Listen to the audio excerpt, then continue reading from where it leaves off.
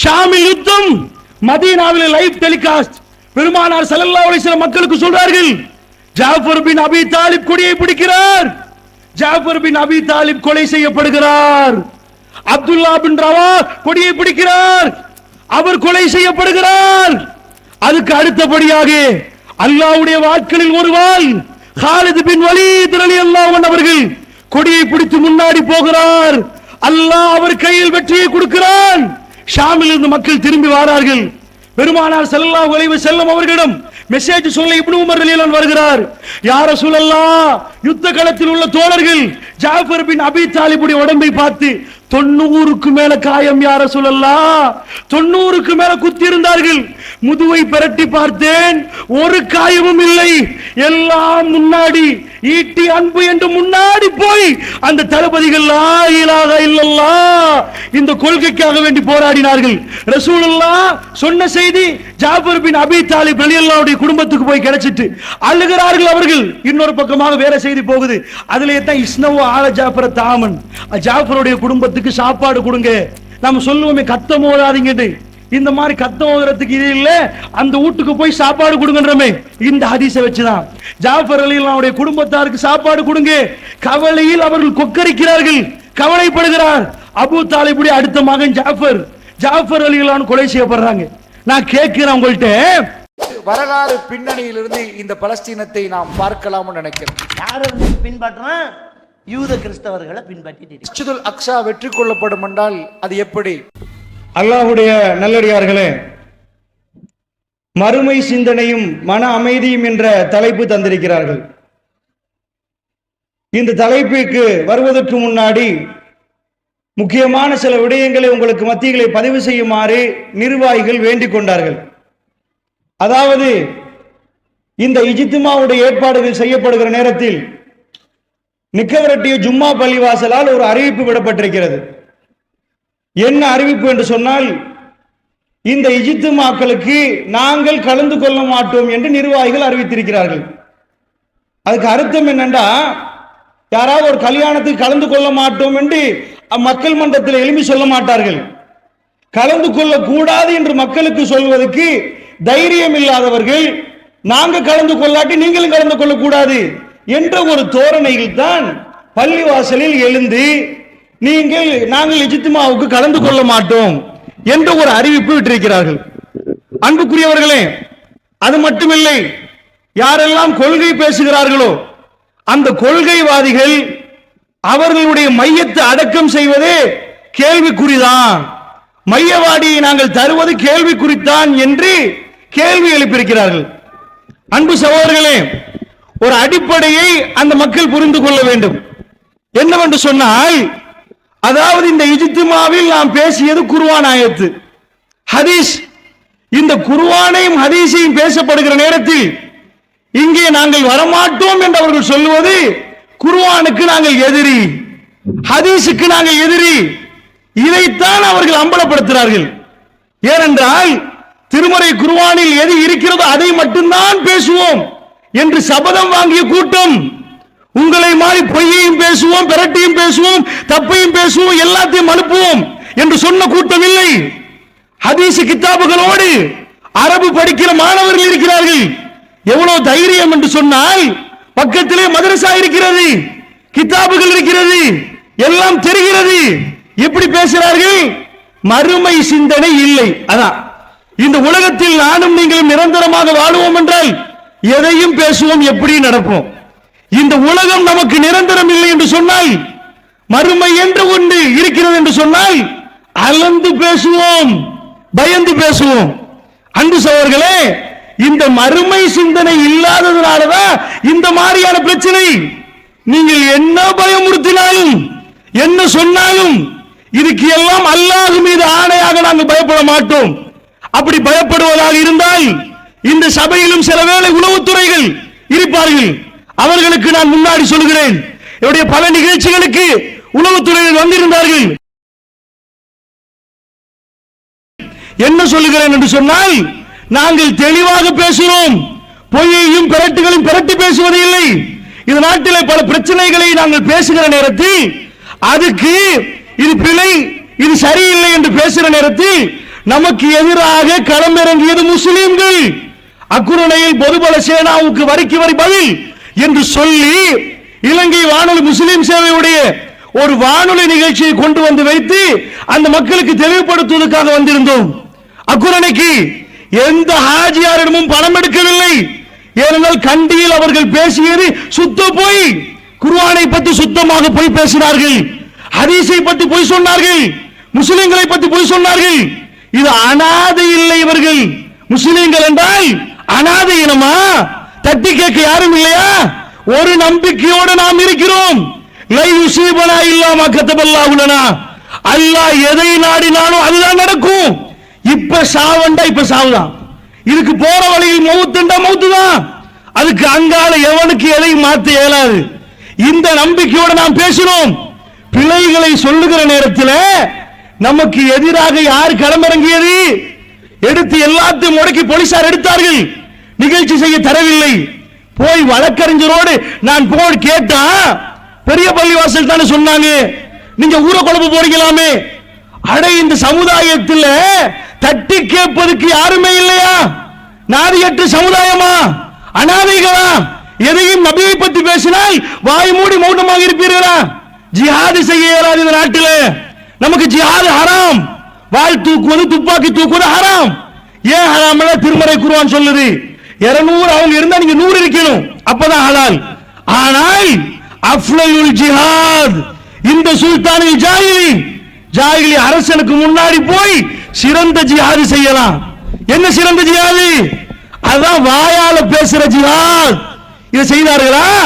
பாட்டலி சம்பிக்க ரணவக்கு என்ற அமைச்சர் இந்த நாட்டு லங்காதிப பத்திரிகையில் எழுதுகிறார், முஸ்லிம்கள் இந்த நாட்டுக்கு எந்த ஒரு பணியும் புரியாதவர்கள்.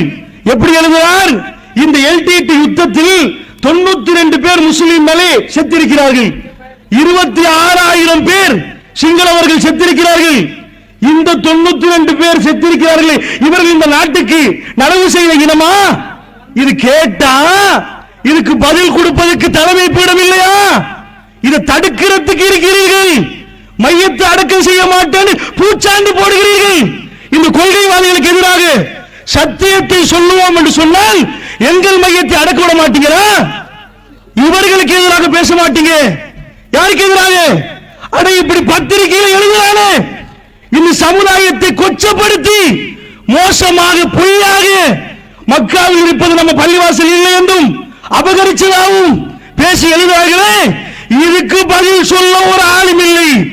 என்ன ஹராம் ஹலால் ஃபத்வாவில் நாங்கள் உங்களோட தான், ஜமியத்துல் உலமாவோட தான் இருந்தோம். ஹலாலா? இது நாட்டு மக்களோட உரிமை, குடி கொடுக்கணும் ஹலால். ஆனா நீங்க மாறி பிஸ்கட்டுக்கு ஹலால் கொடுத்தீங்க, எல்லாத்தையும் கொடுத்தீங்க. இதா இந்த நிக்கவெட்டி ரோட்டோட முன்னாடி போனா குர்நேகல் நடு சந்தியில கலேபண்டார் அவுலியா இருக்கிறார். கலேபண்டார் அவுலியாவுக்கு கும்பிட்டுட்டு அங்க 4 பொம்பளை வருவாங்க. நீங்க ஃபாத்தியா ஓதி அங்க வணக்கம் நடக்குது. இதுக்கு ஹராம் ஃபத்வா கொடுப்பது யார்? அதுக்கு ஜமியத்துல் வர மாட்டீங்களா? உங்க ஜுப்பால ஊத்தப்படக்கூடாது, நீங்க மேலிடத்தில் இருக்கணும். இதை பார்த்து நாங்க மௌடி ஆக்கணும். அல்லாஹ் எங்களை ஷஹீதாக்கட்டும், அல்லாஹ் ஷஹீதாக ஏற்றுக்கொள்ளட்டும்.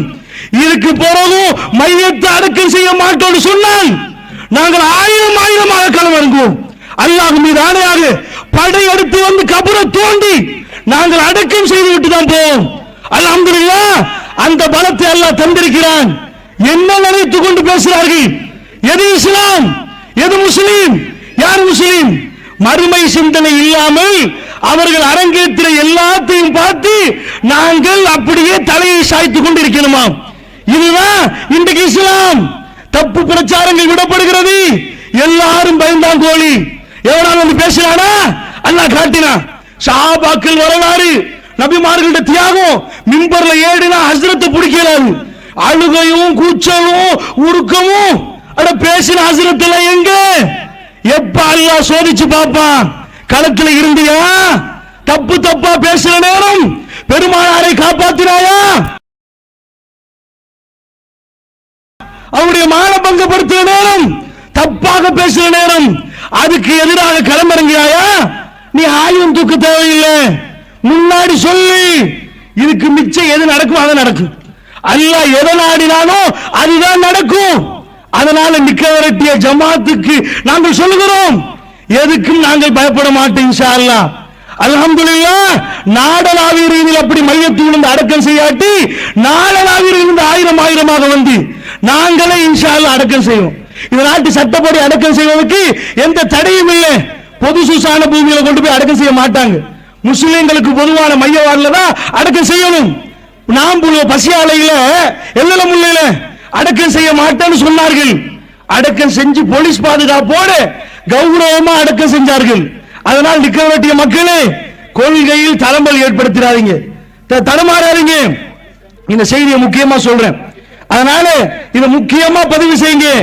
இவர்கள் இதையெல்லாம் தடுப்பதாக இருந்தா ஒரு சவால் விடுறோம். முதல்ல போய் தெமட்டமர்த்தடி பள்ளிவாசல்ல அந்த கபரை வணங்குறானே நாட்டு தலைவர், எதிர்கட்சி தலைவர், செயலா எல்லாம் வருவாங்க. அதை முதல்ல தடி. சூரா ஹூத் 11வது அத்தியாயம் பெருமானார் ஸல்லல்லாஹு அலைஹி வஸல்லம் அவர்கள் சொன்னார்கள், என் தலைமுடி நரைக்க பார்க்கிறது, அல்லாஹ் பயங்கரமாக பேசுறான். அந்த சூரா ஹூதை பரட்டுங்கள். எல்லா ஜமியத் உலமா உட்பட நிக்க விரட்டி சும்மா பள்ளிவாசலே உங்கள்கிட்ட கேட்கிறேன், இதை தடுங்க. முதல்ல ஒரு மிம்பர் அல்லாஹ்வுக்காக வேண்டி ஒரே ஒரு மிம்பரை ஒதுக்குங்க. ஒரே ஒரு ஜும்மால சூரா ஹூதை பரட்டுங்க. அதுல வசனம் வரும். என்ன வசனம்? வஹிய தஜ்ரி பிஹிம் ஃபீ மௌஜின் கல்ஜிபால். மலைகள் அளவுக்கு அலைகள் அடிக்கிற நேரம். நூஹ் நபி 950 வருஷம் பிரச்சாரம் செய்தவர், அல்லாஹ்வுக்கு ரொம்ப நெருக்கமானவர். இன்னி தாவுத்து கௌமி லைல வ நஹாரா வலா யஸிதுஹும் துஆ இல்லா ஃபிராரா. யா அல்லாஹ், இரவு பகல் பார்க்காமல் உனக்காக பிரச்சாரம் செய்வேன் என்று சொன்ன நபி அவருடைய மகன் முன்னாடி நிற்கிறார். யா புனைய, என் அருமை மானே, இருக்கபுமானா, என்னோட ஏறுறேன் பாப்பா கப்பல்ல. வலாத்தக்கும் ஆல் காஃபிரின், காஃபிரா போயிராத, காஃபிராயிராத, என்னோட கப்பல்ல ஏறுறேன். அவன் சொல்றான், ஷாவிலா ஜபலி அஸ்முனி மினல் மா, இந்த மலைக்கு மேல ஏறி என்ன காத்துக்கொள்ள எனக்கு தெரியும். பாப்பா நீங்க உங்க கட்சியில போங்க, நான் உம்மா கட்சி காஃபிர் தானா, இந்த மலைக்கு மேல ஏறி என்னை காத்துக்கொள்கிறேன் சொல்றேன். அப்ப பேசுறா சென்டிமெண்டா, வஹால பைனஹுமல் மௌஜ் ஃபக்கான முக்ரகின். என்ன பேசிட்டு இருக்கிறத அல்லாஹ் அலைய கொண்டு வந்து தலையில போடுறான். அந்த இடத்துல அப்படியே அலைய போடுறான். கண்ணு முன்னாடி துடிச்சு துடிச்சு சாகுறான். வகுல்லியல் அம்ர் ஃபஸ்தவத்தல் ஜூதி. கதையை முடித்து விட்டோம். ஜூதி மலையில கொண்டு போய் கப்பலை நிறுத்தினோம். எல்லாரும் இறங்குறாங்க. அப்ப நூஹ் நபி இறங்குறாரு. தப்பினோம் என்ற சந்தோஷம் அவர்கிட்ட இல்ல. உடனே ஃபனாதானு, நூஹ் நபி அழைக்கிறார், அல்லாஹ் ரப்பி, யா அல்லாஹ், இன்னபனி மின் அஹ்லி, என் புள்ளை யா அல்லாஹ், என் குடும்பம் யா அல்லாஹ், அவனுக்கு கொடுத்துறியா அல்லாஹ் சொர்க்கம். அதானே என் புள்ளை என் குடும்பம். எது பயோடேட்டா முன்னாடி வைக்கிற அல்லாஹ்ட்டு வேற ஒண்ணு வேணா யா அல்லாஹ். 950 வருஷம் பிரச்சாரம் செய்தா இல்லையானா உனக்காக என் புள்ளை யா அல்லாஹ் கொஞ்சம் தப்பு பண்ணிட்டான், அவனை பிடிச்சிடாத. இன்னபனி மின் அஹ்லி, என் குடும்பம் யா அல்லாஹ். அல்லாஹ் என்ன பதில் கொடுத்தான்? ஓ பரவாயில்ல, உங்க பிள்ளை தானே, இவ்வளவு காலம் பிரச்சாரம் செஞ்சவர் தான் நீங்க, ஓ பரவாயில்ல அப்படி விட்டானா. இன்னஹு லைஸ மின் அஹ்லிக், உன் குடும்பமே கிடையாது பாரு, புள்ள புள்ள என்றியே அவன் உன் குடும்பமே இல்லை. உடனே பாவ மன்னிப்பு கேட்டாங்க. நான் ஏதோ சொல்றேன் தெரியுமா? நூஹ் நபி தன்னுடைய சொந்த பிள்ளைக்கு துஆ கேட்க முடியாமல் போனது. நீங்க யாருக்கும் துஆ கேட்பீங்களா? தெமட்டமர்த்தடி பள்ளியில அவ பள்ளி சொல்லலாமா? நான் ஒரு தடவை கோயில் யூனிஸ் போய் சொல்ல, அப்படி சொல்லாதீங்க, எனக்கு வர்ற ஆத்திரத்தில் அப்படி சொல்லிட்டேன், பக்கத்து அப்படி சொல்லாதீங்க. வேற என்ன சொல்ல? குர்ஆனை பச்சையாக புதைக்கிறீர்களே, உசுறு உள்ள ரத்தம் ஓடுற ஒரு மூமின் எப்படி பாப்பான்? அட இது தெரியாத உங்களுக்கு? இது ஜமியத் உலமாக்கு தெரியாதா? நூஹ் நபி மகனுக்கு துஆ கேட்க முடியாட்டி எந்த காஃபிருக்கு துஆ கேட்கலாம்? அல்லாஹ் நபிக்கு சொல்றான், நபியே, இப்ராஹிம் நபியிடம் உங்களுக்கு அழகான முன்மாதிரி இருக்கிறது, ஆனா அவர் வாப்பாக்கு துஆ கேட்டார், அது தவிரன்றான். வாப்பாக்கு கேட்டாரு, குத்தி காட்டான்ல. இப்ராஹிம் நபி எல்லாத்திலும் கரெக்ட், வாப்பா கேட்டாரு, அது பிள்ளைன்றான். அட இப்ராஹிம் நபி சொந்த வாப்பாவுக்கு ஒத்தகசல்லா இப்ராஹிம் கலீலா, இப்ராஹிமை நாங்கள் உற்ற நண்பராக எடுத்தோம், அவ்வளவு நெருங்கி அல்லாவுக்கு நெருங்கி அடியான் அவர் வாப்பாவுக்கு கை என்று அல்லாஹ் ரிஜெக்ட் பண்றான். எல்லாத்தையும் படிச்சீங்களே, ஒன்றையும் படிக்காதீங்க. குர்ஆன 30 ஜுஸ் ஓதுறீங்களா? உங்களுக்கு விளங்காட்டி தர்ஜுமா வாசிங்களா?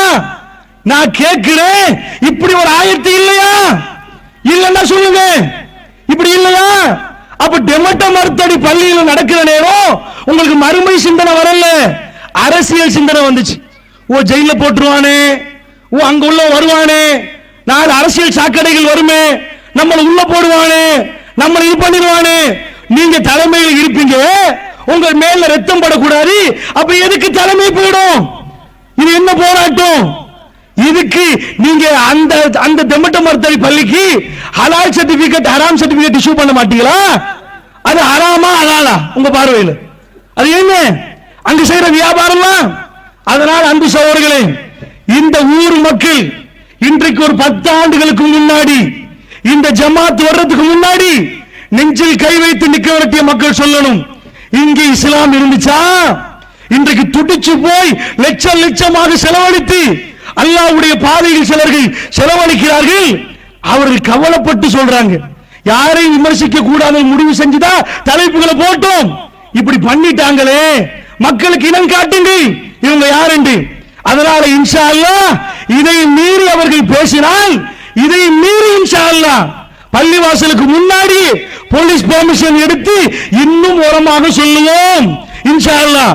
அதனால் நேர்மை தவறாதீர்கள், நியாயம் தவறாதீர்கள். உங்க பள்ளிவாசல் மிம்பர்ல சூரா ஹூத் ஒரு தடவை வாசிங்க மக்கள் மன்றத்தில், அப்ப நீங்க செய்யறது மாட்டிரும்.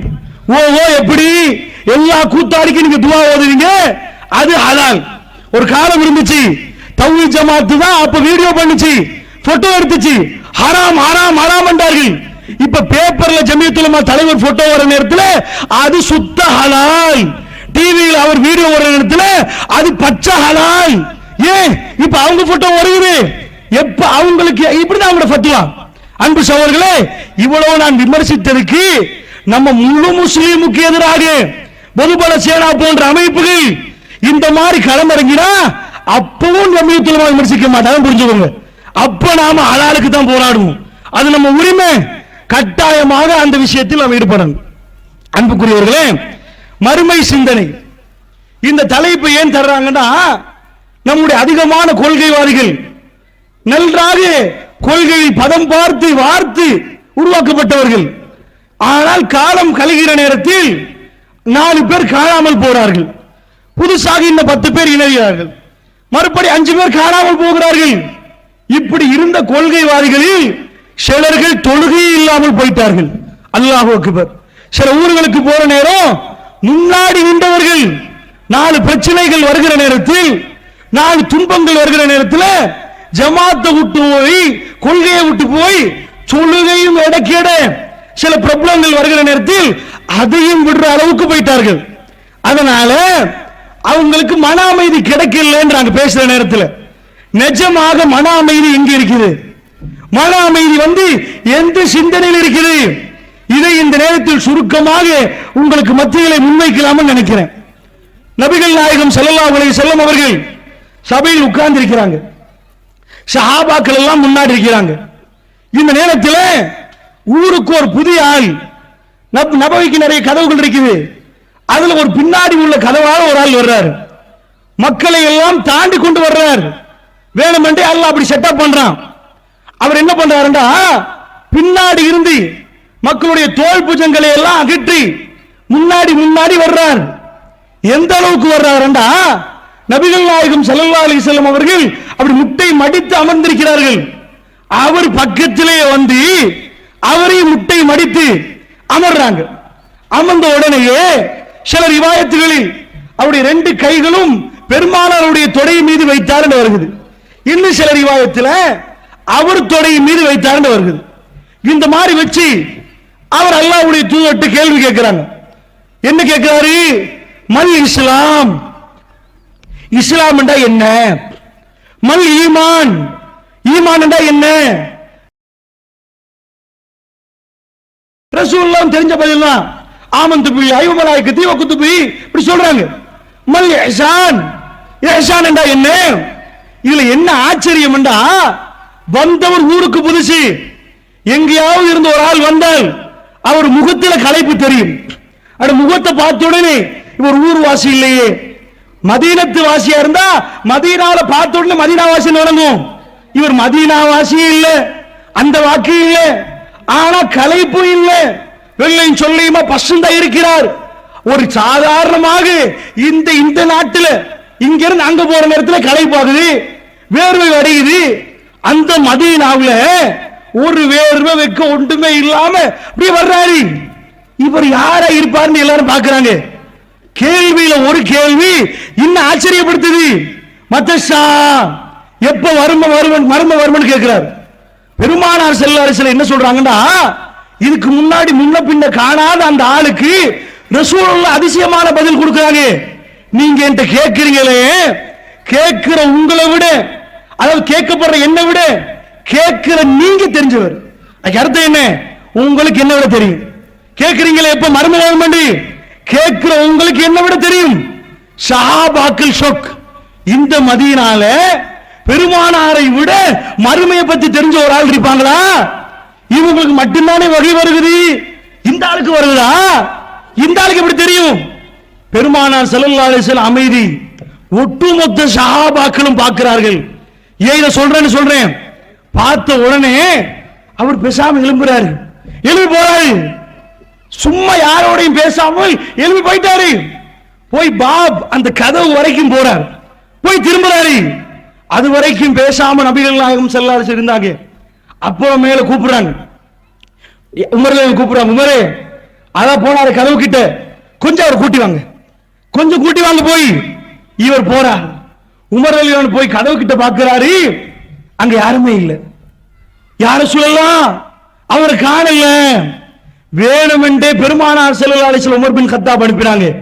ரசூலுல்லாஹ் சொன்னாங்க சிரிச்சிட்டு, வஹுவ ஜிப்ரீல், மனித தோற்றத்தில் அது ஜிப்ரீல் வந்தது. உங்கள்கிட்ட நான் கேட்கிறேன், இவ்வளவு தூரத்திலிருந்து அவர் வந்தாரே, ரசூலுல்லாஹ்வுக்கு தெரிஞ்ச செய்தியை சொல்லிக் கொடுக்க வந்தாரா? இஸ்லாம் என்று தெரியாமல் தான் அந்த சபையில் சஹாபாக்கள் இருந்தாங்களா? ஈமான் என்னன்னு தெரியாதா? அப்ப எதுக்கு வந்தாங்க? அது மன அமைதிக்கு அவர் வந்தார். எதுக்கு வந்தார் தெரியுமா? அந்த சபையில இருந்தவர் ரசூலுல்லாஹ் பிடிச்சு வச்சு, ஏப்பா இவர்தான் ஜிப்ரீல்னு காட்டினா விடுவாங்களா சஹாபாக்கள்? அவரை எடுத்து மோந்து உட்கார வச்சு, நீங்க போக கூடாது கெட்டி பிடிச்சி அவரையே வச்சு விருந்து கொடுத்து அப்படியே வச்சிருவாங்க. அது வரைக்கும் மௌனம். ஒரு கேள்வியில பதில மட்டும் சூசகமா சொல்றாங்க. என்ன சூசகமா சொல்றாங்க? உங்களுக்கு என்னை விட தெரியும் தானே மர்ம விஷயத்துல. அவர் ரசூலுல்லாஹ்க்கு தெரியுது, வந்தவர் யாருன்னு தெரியுது. மக்களுக்கு தெரியக்கூடாது என்பதற்காக கதவு வரைக்கும் போனவரை உமர் ரலியல்லாஹு கூப்பிட்டு, ஏப்பா கொஞ்சம் கூட்டி வாங்கன்றாங்க. ஏண்டா போய் தேடினாலும் அவர் அம்பிட மாட்டார், அவர் காணாமல் போயிருப்பார். அப்ப எதுக்கு ஜிப்ரீல் அலைஹிஸ்ஸலாம் வந்தாங்க? வேற ஒண்ணு இல்ல, அங்க அவர்கள் சொத்து அவர்கள் முடியுமான அளவு செலவழித்திருந்தார்கள். அவர்கள் செலவழித்தது வீண் போகவில்லை. நீ நம்பிய கொள்கை உண்மை. அது வந்தது ஜிப்ரீல். பாத்தியா, காணாம போனாரு. இப்படி மதீனால யாராவது கண்டீங்களா? முழு மதீனாலை ரவுண்ட் அப் பண்ணி தேடுங்க, அவரை நீங்க பார்க்க மாட்டீங்க. இதுவரை காலமாக நபிகள் நாயகம் ஸல்லல்லாஹு அலைஹி வஸல்லம் சொன்னதை நீங்க நம்பினீர்களே, அவர்களுக்கு ஆறுதல் சொல்லதான் அல்லாஹ் அனுப்பினான். மன ஆறுதல். வேற ஒரு மெசேஜ் அங்க இல்ல. ஜிப்ரீல் அலைஹிஸ்ஸலாம் வந்து புதிய பாடம் படிப்பிச்சு கொடுத்தாங்களா? புதுசா ஏதாவது குர்ஆன்ல எட்ட அறிவிச்சா, ஏதாவது வழி அறிவிச்சாங்களா? மனித தோற்றத்தில் காண்பிச்சது வேற ஒண்ணு இல்ல. எல்லா அசிங்கத்தை விட்டு நேர்மையா நடந்தீங்க, நியாயமா நடந்தீங்களே, இதுக்கு எல்லாம் பரிசு உண்டு. தளர்ந்து போயிடாதீங்க. வலா தகினு வலா தஹ்சனு வஅன்துமுல் அலௌன இன் குன்தும் முஃமினீன். நொந்து போயிடாதீங்க, ஒடிஞ்சு போயிடாதீங்க, கவலைப்பட்டாதீங்க. மூமீன்களாக இருந்தால் நீங்கள் தான் சிறந்தவர்கள் என்ற மெசேஜ் அந்த இடத்துல வைக்கப்படுது. வேற ஒண்ணு இல்ல. கண் கூடாக ஜிப்ரீல் அலைஹிஸ்ஸலாத்தை கண்டா எவ்வளவு அமைதி இருக்கும். அடடா, மறுமை சரிதானே, ரசூலுல்லாஹ் வாழ்வது நிச்சயம் தானே, கண்ணு முன்னாடி ஜிப்ரீல் அலைஹிஸ்ஸலாத்தை கண்டமே. இந்த கொள்கையை வந்து இன்னும் உறுதியா நம்பி மன அமைதி பெறுவதற்கு தான் அந்த இடத்துல ஜிப்ரீல் அலைஹிஸ்ஸலாத்து வஸலாம் அனுப்புறான். இது ரொம்ப உறுதியான ஹதீஸ். ஹதீஸ் ஜிப்ராயில் என்று சொல்லுவார்கள். ஜிப்ரீல் அலைஹிஸ்ஸலாமுடைய ஹதீஸ் சிக்கத்தான நிறைய சனதுகளோடு உறுதியாக வந்த ஒரு ஹதீஸ், எந்த சந்தேகமும் இல்லாத ஒரு ஹதீஸ். அன்புக்குரியவர்களே, கொஞ்சம் அசைவு போட்டு பாருங்க. ஏன் தெரியுமா? இந்த மன அமைதி இருக்குது. இந்த உலகத்தில் நீங்க உங்க புள்ள குட்டியை எதிர்பார்த்திருப்பீங்க. அவர்கள்லாம் வளர்த்து கஷ்டப்பட்டு ஆளாக்கி இவங்க எங்களுக்கு மன அமைதி இருப்பீங்கன்னு எதிர்பார்ப்பீங்க. உலகத்தில் 100க்கு 90 பிள்ளைகள் உங்களுக்கு மன அமைதியை தராது. உங்களுக்கே குழியை வெட்டுவார்கள். சில இடங்களில் நீங்கள் எதிர்பாராத விதத்தில் அவர்கள் தப்பு பண்ணுவார்கள். இருக்கிற அமைதி தொலைஞ்சு போச்சுன்னு அர்த்தம். அந்த அளவுக்கு பாதிக்கப்படுவீர்கள். இந்த உலகத்தில் மனுஷன் தன்னுடைய செல்வங்களில் தன்னுடைய பிள்ளைகளிடம் மன அமைதியை தேடுறான். அதனால தான் கிறிஸ்தவர்கள் இந்த தலைப்பை மட்டும்தான் பேசுவார்கள். சன்னசுமட்டமாக சாணேட்டமாக அவருடைய மெயின் தலைப்புகளே கையை விழித்துக் கொண்டு மன அமைதிக்கு என்ன வழி வாங்கலாம், நாங்க அமைதிப்படுத்துறோம், நாங்க குணப்படுத்துறோம், நோய்களை இல்லாமல் ஆக்குறோம். உலகத்தில் மன அமைதியோடு வாழணும் என்றால் அல்லாஹ் மீது ஆணையாக சொல்றேன், நீங்கள் நம்பிய உங்கள் பிள்ளைகள் 100க்கு 100% உங்களுக்கு மன அமைதி தருவார்களா? இல்லவே இல்லை. அப்படி அதிகமானவர்களுக்கு கொடுக்கவே இல்லை. நீங்க நினைக்கிற செல்வம், சொத்து செல்வங்கள் சேர்த்து வைத்திருப்பீர்கள். அல்லாஹ் மீது ஆணையாக சொல்றேன், இந்த சொத்து உங்களுக்கு மன அமைதி கிடைக்காது. இது உங்களுக்கு மன அமைதி தருமா? உங்க கொள்கையும் நம்பிக்கையும் மட்டும்தான் மன அமைதி தரும். உளவியலாளர்கள் சொல்றாங்க, ஒரு மனுஷன் அமைதி பெறணும் என்றா அவன் நம்பணும். நம்பினா அமைதி பெறுவான். நம்பிக்கை இல்லைன்னு வைங்க, அமைதி பெற மாட்டான். அவன் நம்பணும் என்றா மறுமையை நம்பணும், மறுமையில நடப்பதை நம்பணும். இந்த சிந்தனையை மனசுக்குள்ள போட்டால்தான் எல்லாமே இல்லாம போன மாதிரி இருக்கு. தலை வலிக்கும். ரசூலுல்லாஹ்வோட சொர்க்கத்துல வாழ்ந்த மாதிரி நினைச்சு பாருங்க, மன அமைதி வரணும். ஆனால் நம்ம பலர்களுக்கு அதை நினைக்க முடியாது. ஏண்டா கொள்கைவாதிகள் தான் பேரளவில். நம்ம கொள்கைவாதிகள் ஐபிஎல் பார்ப்பவர்கள் எத்தனை பேர்?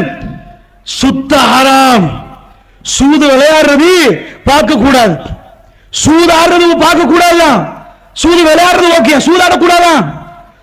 சூதடிக்கிறான், அட அதை பார்க்கவும் கூடாது, அவனுக்கு ஃபன் பண்ணவும் கூடாது. ஐபிஎல் என்ற ஒரு நஜீஸ் நடக்குது. எத்தனை கொள்கைவாதி பார்த்தான், எத்தனை பேர் பார்த்தான்? என்ன வழங்குது? அந்த மன அமைதி வராது. இப்படி எல்லாம் நடக்கிற நேரம், தப்பு பண்ற நேரம் மறுமையை நினைச்சு பார்க்க மாட்டாங்க மனசு. உளவியல் என்ன, தான் தப்பு பண்ற நேரம் அது நினைக்கவே மாட்டுச்சு மனசு. நிறைய வயசாளிகள்ட்ட போய் கேட்ட, இப்ப அல்லாஹ் பிடிப்பான மறுமையில, அது எப்பயோ வரப்போற, அதுக்காக நீ ஏன் கவலைப்படுற? இப்படி பேசுற வயசாளி முஸ்லிம்கள் இல்ல, இப்படி பேசுறவங்க இல்ல. எதையாவது சொல்லுகிற நேரத்தில் அது எப்ப வர்றது இப்ப பாக்குறீங்க, நம்பல. அதனால் அவங்க மன அமைதி பெறாமல் துடிக்கிறார்கள். மன அமைதி என்றால் பெருமானார் ஸல்லல்லாஹு அலைஹி வஸல்லம் அவர்கள் அந்த சுவர்க்கத்தை பத்தி நினைச்சுதான் அமைதி பெற்றார்கள். சஹாபாக்கள் அதுலதான் மன அமைதி பெற்றார்கள். அதனால சொல்றேன், நம்முடைய கண்கள், காது, வாய், டோட்டல் உடம்பு எல்லாமே சரியாக இருந்தால்தான் மறுமை சிந்தனை நமக்கு வரும். இல்லை என்றால் பாஞ்சு பாஞ்சு வேற சிந்தனை வரும். மறுமையை நினைச்சு பார்க்க மாட்டோம். இந்த இடத்துல எத்தனை பேர் மறுமையை நினைச்சு பார்த்தீங்க? உங்க நிலைமைகளை நினைச்சு பார்த்தீங்க? பிறந்த எல்லாருக்கும் எக்ஸ்பயர் டேட் இருக்கு எல்லாரும் நம்பி இருக்கிறோம். எத்தனை பேர் சந்தூக்கில் நாம் போவோம் என்பதை நினைச்சு பார்த்தோம்.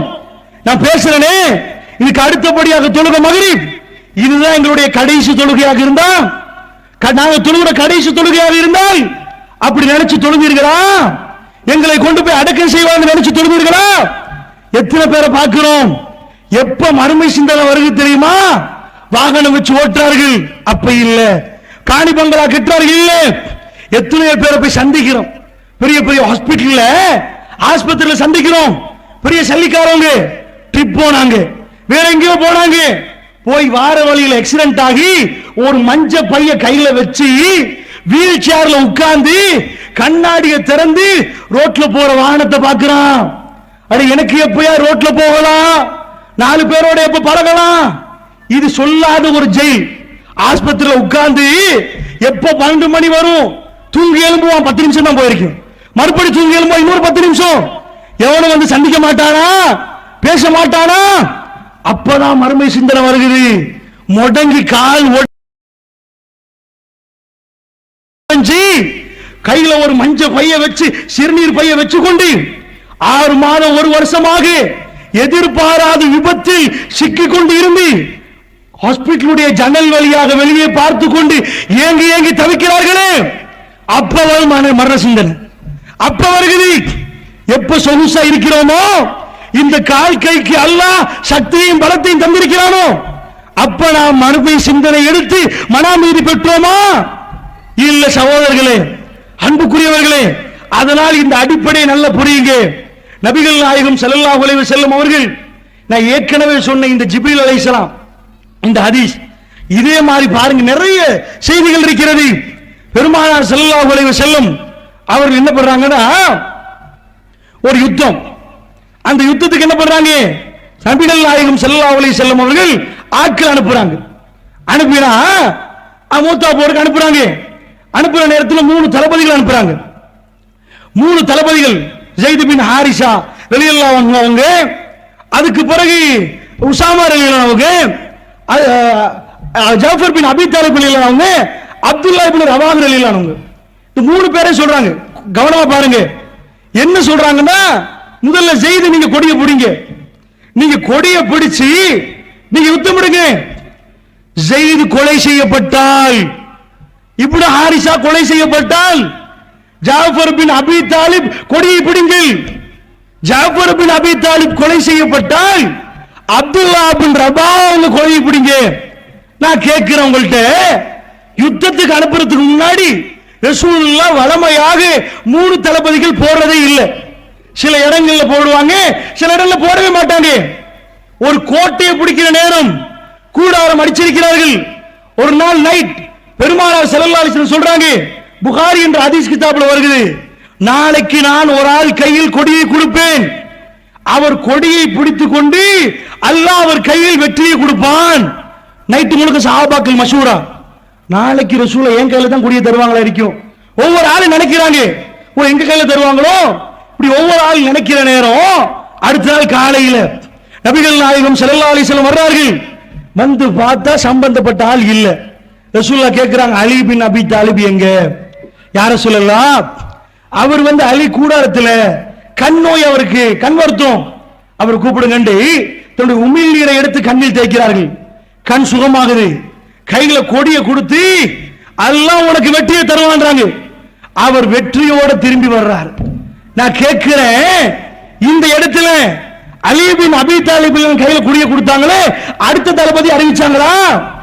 அலி நீங்க மௌத்தான நீங்க தான் வாங்களா? அதுக்கு முந்தைய நைட்டே சொல்லிட்டாங்க, ஏப்பா நான் அலி கையில கொடுக்கிறேன் மோனி சொல்றாங்க, அலி உங்க கையில தர்றேன், வெற்றி உங்களுக்கு தான். யார் கையில் நான் கொடியை கொடுப்பேனோ அவர் வெற்றியோட திரும்புவார். அவர் மௌத்தாகினால் மறுமை விஷயத்தில் நமக்கு சந்தேகப்படலாம். மூத்தா போயிட்டாரு, அட ரசூலுல்லாஹ் சொன்னாங்களே நாளைக்கு வெற்றியோட வர்றேன், யுத்தம் தோத்தாலும் மறுமையை நம்ப தேவையில்லை, அவர் திரும்பி வராட்டி மறுமையை நம்ப தேவையில்லை. திரும்பி யுத்தத்து வெற்றியோட வந்தால் அல்லாஹ் மீது ஆணையாக, அவன் கண்ணியத்தின் மீது ஆணையாக, ரஹ்மான் என்னை அணுவணுவாக விசாரிப்பான், உங்களை விசாரிப்பான், விபச்சாரத்தை விசாரிப்பான். ஐநானி தஸ்னியான், இந்த கண்கள் விபச்சாரம் செய்கிறது, இந்த வாய் அசிங்கத்தை சொல்லுது. மூத்து முன்னாடி உண்ட பேசி இடுப்புக்கு பின்னாடி பேசுற கொள்கைவாதிகள் எனக்கு தெரியும். ஜமாத் நிர்வாகிகளே, தௌஹீத் ஜமாத் என்பதற்காக உங்களுக்கு எல்லாம் சர்டிபிகேட் எழுதி தரவில்லை. என்னுடைய நாவும் உங்களுடைய நாவும் பேணி பாதுகாக்கப்படாவிட்டால் மறுமையில் நஷ்டம் தான். எத்தனை நிர்வாகி என்னோட பேசியிருக்கிறீங்க, நான் அளந்துருவேன். ஜும்மாக்கு போனா இதுக்கு முன்னாடி போன ஜும்மா மௌலையை பத்தி என்று சொல்லுவாங்க, நான் பேசவே விட மாட்டேன். நான் அல்லாஹ் ஷாஹிதாக, இந்த சபையில் எத்தனை பேர் இருப்பீங்க, ஒரு மௌலவியை பத்தி எந்த சபையில பேசிருக்கிறேனா? என்னட்டு சொல்ற நேரம் பேசாதீர்கள், அப்படி சொல்லாதீங்க. அதுல இருந்து என்ன விளங்குது, நான் போன என்ன பத்தி 4 பேர் சொல்லுவீங்க, இது கொள்கையா? இதுதான் அசிங்கமானது. மறுமைக்கு பயந்தவன் இந்த நாவுக்கு பூட்டு போடணும். சுப்ஹானல்லாஹ். ஆயிஷா நாயகி மீது பழிதூறு சுமத்தப்பட்ட நேரம் ஸைனப் பின் ஜாரிஸ் ரலியல்லாஹு அன்ஹா அவர்கள், ஆயிஷா நாயகி சொல்றாங்க, என்னோட அழகுக்கு போட்டி போடணும்டா ஸைனப் தான் இருந்தா, நானும் அழகு அவன் அழகு. ரசூலுல்லாஹ் பொண்டாட்டிமார்கள் அவட்ட போய் அவதூற பத்தி கேட்டாங்க. ரசூலுல்லாஹ் விசாரிச்சிருக்கிறாங்க, ஸைனப் ரலியல்லாஹு அன்ஹா ஆயிஷா அப்படி செஞ்சிருப்பாவா, தப்பு பண்ணிருப்பாவா? நான் போற அந்த செய்தியை சொல்றேன். அவங்க சொல்றாங்க ஜெயினப் ரலியல்லாஹு அவங்க, அல்லாஹ்வுடைய தூதரே, என் கண்ணால நான் பாவம் செய்ய விரும்பல, என் காதால நான் பாவம் செய்ய விரும்பல. ஆயிஷா ரலியல்லாஹு அன்ஹா, ஆயிஷாவுடைய நலவை தவிர வேற எதுவும் எனக்கு தெரியாது. அட ரெண்டு பேருக்கும் மனைவிமார்கள் ரெண்டு பேருக்கும் போட்டி. ஆயிஷா நான் என்ன சொன்னார்கள் தெரியுமா? நான் நினைச்சேன் ஜெயினப் என்னோட போட்டி போடுற ஆளுகள ரசூலுல்லாஹ்வுக்கு யாரு விருப்பம்? இந்த ஒரு மாப்பிள ஒரு பொண்டாட்டி இருந்தாலே பிரச்சனை. கொஞ்சம் அங்கல பார்த்து என்ன பாக்குறீங்கன்னு கேட்பாங்க, யாரோட போன் பேசுறேன்னு கேட்பாங்க. ஒரு பொண்டாட்டி இருந்தா, ரெண்டு பொண்டாட்டி இருக்கிற நேரம், நான் காலத்துல 9 பொண்டாட்டி இருந்தா ரசூலுல்லாஹ்வுக்கு நெருங்க பார்க்க மாட்டாங்களா? என்ன சொன்னார்கள் ஆயிஷா நாயகி? அல்லாஹ்வுக்கு பயந்து மறுமைக்கு பயந்து ஜெயினப் பின் ஜஹ்ஷ் அழகோடு என்னோட போட்டி போட்டாலும் அவ உண்மை சொல்லிட்டா, அவருடைய இறையச்சத்தை அவ வெளிப்படுத்தி காட்டிட்டா. அன்பு சகோதரர்களே, நான் ஏன் உங்கள்ட்ட சொல்றேன் தெரியுமா? இன்றைக்கு தௌஹீத்வாதிகள் பிளவாக பிளந்து சண்டை பிடிக்கிற அளவுக்கு நாடி போகிறது நம்ம நாக்கு. எதுக்கு எடுத்தாலும் அவர் பிழை இவர் பிழை, அவர் சரி, நீங்க எல்லாம் சரியா, நீங்க எல்லாம் கரெக்டானா? இப்படி விமர்சிச்சு எங்க கொண்டு போய் வைக்கிறீங்க? உங்க சகோதரன் பாதாளத்தில் விழுகிறானா, அவனை பிடிச்சு உட்கார வைங்க, அவனுக்கு சுவர்க்கத்தை பத்தி சொல்லி கொடுங்க. எத்தனை விமர்சனம்? 100 மௌலவி எடுத்தா 100 பேரும் கெட்டவன், 100 நிர்வாகி எடுத்தா 100 கெட்டவன். அப்ப எப்படி இந்த ஜமாத்தை, தூய்மையான கொள்கை பிரச்சாரம் செய்யற ஜமாத்தை கொண்டு போய் ஒரு இடத்துல வைக்கலாம்? இன்றைக்கு இந்த நாவுக்கு நீங்கள் மூட்டு போராட்டி அல்லாஹ் மீது ஆணையாக உங்களை கேவலப்படுத்துவான். அவ்வளவு தெரிஞ்சும் இவ்வளவு அவதூறுகள், எவ்வளவு பொய் பிரச்சாரங்கள், எவ்வளவு இது மறுமை சிந்தனை உள்ளவன் பேசுவானா? அந்த மாதிரி நடக்குமா? நடக்காது. அதனால் சொல்லுகிறேன், அந்த அளவுக்கு சில ஜமாத்துகள் நாறுகிறது. மிம்பருக்கு ஏற இடத்துல கவலையோட ஏறுறேன், அருவருப்போட ஏறுறேன். ரஹ்மானே, இப்படி எல்லாம் நிர்வாகிகளை மாத்திரு. அந்த அளவுக்கு கேவலமாக இருக்கிறது. அல்லாஹ்வுக்காக சொல்ற கோபத்தோட பேசவில்லை. நாம் எல்லாம் அணிவகுத்து ரசூலுல்லாஹ்வோடு சொர்க்கத்தில் இருக்கணும். எங்களுடைய கொள்கை, பேசுற கொள்கை உடல்ல உடம்புல இருக்கணும். பின்னாடி ஒரு மசூரா, முன்னாடி ஒரு மசூரா, வெக்கமில்லையா? இந்த அசிங்கத்தை ஒரு கொள்கைவாதி செய்வானா? பெண்களுக்கும் சொல்கிறேன், எதை நாம பேசுறோமோ முன்னாடியும் அதுதான், பின்னாடி அதுதான். சிரிச்சிட்டு கொண்டு, சிரிச்சிட்டு பின்னாடி கொண்டு, இப்படி என்னையோ என் விஷயத்துல எத்தனை இடத்துல சுப்ஹானல்லாஹ், எத்தனை இடத்துல நான் அவர்களை எல்லாம் மன்னித்து விட்டேன். அந்த இடத்துல வரக்கூடாது. என்ன சில நேரம் ஆத்திரத்தோடு கவலைப்பட்டிருப்பேன். என் மனைவி சொல்லுவா, அல்லாஹ் மீதானே விட்டுருங்க, அவங்களுக்கு துவா கேளுங்க, கவலைப்பட, இப்படி பேசுறாங்களே, இந்த மாதிரி பண்றாங்களே, விடுங்க, அல்லாஹ் உங்களை நல்ல வச்சிருக்கிறானா இல்லையா? அந்த ஆறுதல் எங்களுக்கு கிடைக்குது. அல்ஹம்துலில்லாஹ். அங்க போற நேரம் அல்லாஹ் குடும்பத்தை கண்ணியப்படுத்துறான். அதனால சொல்றேன், அன்பு சகோதரர்களை, மறுமை சிந்தனை நமக்கு ஏன் வரல? வரும். இதை எடுத்து போட்டுருங்க. இந்த அசிங்கமாக குத்தி பேசுறது, தப்பா பேசுறது, பேக் பைட்டிங் என்றுவார்கள், பின்னாடி பைட் பண்றது. அந்த பின்னாடி இதை விட்டுருங்க. பேசுறது தைரியமா முன்னாடி அழகா பேசுங்க, எது பிள்ளையா தெளிவா சொல்லுங்க. பின்னாடி பேசுற குணம், வியாபாரத்தில் மோசடி செய்யறது, அநியாயம் பண்ற தன்மைகள், இது எல்லாம் விட்டு கலையுங்க. ஏன் அதை சொல்றேன் தெரியுமா? அலி பின் அபி தாலிப் ரலியல்லாஹு அன்ஹு அவர்கள் யுத்த கொடியோடு திரும்பி வந்தார்கள். ரசூலுல்லாஹ் யுத்தம் நடப்பதுக்கு ஒரு நாளைக்கு முன்னாடி சொன்னது அப்படியே நடந்திருந்தால் அல்லாஹ்வுடைய அந்த மகிஷர் சன்னிதானத்தில், அந்த மைதானத்தில் இன்ஷா அல்லாஹ் நாம் அனைவரும் ஒன்று சேருவோம். அதில் கடுவை 10,000க்கு பிளந்து ஒரு துளி அளவும் சந்தேகம் இல்லை. அன்பு சகோதரர்களே, நான் என்ன சொல்ல வரேன்? நபிகள் நாயகம் ஸல்லல்லாஹு அலைஹி வஸல்லம் அவர்கள் அறிவிக்கிறாங்க. என்ன அறிவிக்கிறாங்க? வீட்டுல மதீனால உட்கார்ந்து கொண்டிருக்கிறாங்க. அங்க யுத்தம் நடக்குது, மூத்தா போர் நடக்குது. நடக்கிற நேரம் ஆல்ரெடி சொல்லி அனுப்பிட்டாங்க இல்லையா ரசூலுல்லாஹ்? முதல்ல ஸைத் பின் ஹாரிஸா கையில கொடுக்காங்க, ஸைதே நீங்க கொடியை தூக்குங்க. நீங்க மௌத்தா போனா யாரு? ஜாஃபர் பின் அபி தாலிப் ரலியல்லாஹு அன்ஹு. நீங்க மௌத்தா போனா அதுக்கு அடுத்து அப்துல்லா பின் ரவா. நீங்க சொன்ன மாதிரி வீட்டுல உட்கார்ந்து இருக்கிறாங்க. ஷாம்ல யுத்தம் நடக்குது, யுத்தம் ஷாம்ல நடக்குது. இப்ப வீட்டுல ரசூலுல்லாஹ் உட்கார்ந்து கொண்டே சொல்றார்கள். அனஸ் பின் மாலிக் ரலியல்லாஹு அன்ஹு அவர்கள் பார்க்கிறாங்க. ஆயிஷா நாயகி அந்த கதவை திறந்து எட்டி பார்க்கிறார்கள். புகாரில் இந்த ஹதீஸ் நீங்க பார்க்கலாம். என்ன சொல்றாங்கடா, நபிகள் நாயகம் ஸல்லல்லாஹு அலைஹி வஸல்லம் மக்களை வச்சு பகிரங்க அறிப்பு விடுறாங்க. மக்களே, அல்லாஹ் எனக்கு அறிவிக்கிறான், யுத்த கொடியை பிடித்துக் கொண்டு ஸைத் பின் ஹாரிஸா வீரமாக முன்னாடி போய் ஷஹீதாக்கப்பட்டார். இன்னா லில்லாஹி வ இன்னா இலைஹி ராஜிஊன். ஷாமில் யுத்தம், மதீனாவில் லைவ் டெலிகாஸ்ட். பெருமானார் ஸல்லல்லாஹு அலைஹி வஸல்லம் மக்களுக்கு சொல்றார்கள், ஜாஃபர் பின் அபி தாலிப் கொடியை பிடிக்கிறார். ஜாஃபர் பின் அபி தாலிப் கொலை செய்யப்படுகிறார். அப்துல்லா பின் ரவா கொடியை பிடிக்கிறார், அவர் கொலை செய்யப்படுகிறார். அதுக்கு அடுத்தபடியாக அல்லாஹ்வுடைய வாட்களில் ஒருவாள் காலித் பின் வலீத் ரலியல்லாஹு அன்ஹு அவர்கள் கொடியை பிடித்து முன்னாடி போகிறார். அல்லாஹ் அவர் கையில் வெற்றியை கொடுக்கிறான். ஷாமில் இருந்து மக்கள் திரும்பி வாரார்கள். பெருமானார் ஸல்லல்லாஹு அலைஹி வஸல்லம் அவர்களிடம் மெசேஜ் சொல்ல இப்னு உமர் ரலியல்லாஹு வருகிறார். யா ரசூலல்லாஹ், யுத்த களத்தில் உள்ள தோழர்கள் ஜாஃபர் பின் அபி தாலிபுடைய உடம்பை பார்த்து 90க்கு மேல காயம் யா ரசூலல்லாஹ், 90க்கு மேல குத்தி இருந்தார்கள். முதுவை பிரட்டி பார்த்தேன், ஒரு காயமும் இல்லை. எல்லாம் முன்னாடி ஈட்டி அன்பு என்று முன்னாடி போய் அந்த தளபதிகள் லா இலாஹ இல்லல்லாஹ் இந்த கொள்கைக்காக வேண்டி போராடினார்கள். ரசூலுல்லாஹ் சொன்ன செய்தி ஜாஃபர் பின் அபி தாலிப் ரலியல்லாஹு குடும்பத்துக்கு போய் கிடைச்சிட்டு அழுகிறார்கள் அவர்கள். இன்னொரு பக்கமாக வேற செய்தி போகுது. அதிலே தான் இஸ்னவு ஆல ஜாஃபர் தாமன், ஜாஃபருடைய குடும்பத்துக்கு சாப்பாடு கொடுங்க. நம்ம சொல்லுவோமே கத்தம் ஓதாதீங்கன்னு, இந்த மாதிரி கத்தம் ஓதுறதுக்கு இது இல்ல, அந்த வீட்டுக்கு போய் சாப்பாடு கொடுங்கன்றமே. இந்த ஹதீஸை வச்சுதான் ஜாஃபர் ரலியல்லாஹு குடும்பத்தாருக்கு சாப்பாடு கொடுங்க. கவலையில் அவர்கள் கொக்கரிக்கிறார்கள், கவலைப்படுகிறார். அபூ தாலிபுடைய அடுத்த மகன் ஜாஃபர் ரலியல்லாஹு கொலை செய்யப்படுறாங்க. நான் கேட்கிறேன் உங்கள்கிட்ட, பெருமானார் ஸல்லல்லாஹு அலைஹி வஸல்லம் அவர்கள் இந்த மாதிரி லைவா சொல்றாங்களே, இதுக்கு என்ன காரணம்? இதனால ஏதாவது தரஜாத்து கூடுதா சஹாபாக்களுக்கு? இல்ல வேற ஏதாவது நன்மை கிடைக்குதா? இல்ல ஏதாவது ஊடு கட்டுப்படுதா? சொத்து கிடைக்குதா? அங்க நடக்கிறது அந்த மக்கள் வந்து சொல்லும் வரைக்கும் இருக்கிறான் தானே. எதுக்கு அவங்க சொல்றாங்க? அவர் நாவசைத்து பேசினால் எந்த பொய்யையும் பேசவில்லை என்று முன்னாடி உட்கார்ந்தவர்கள் நம்பணுமா இல்லையா?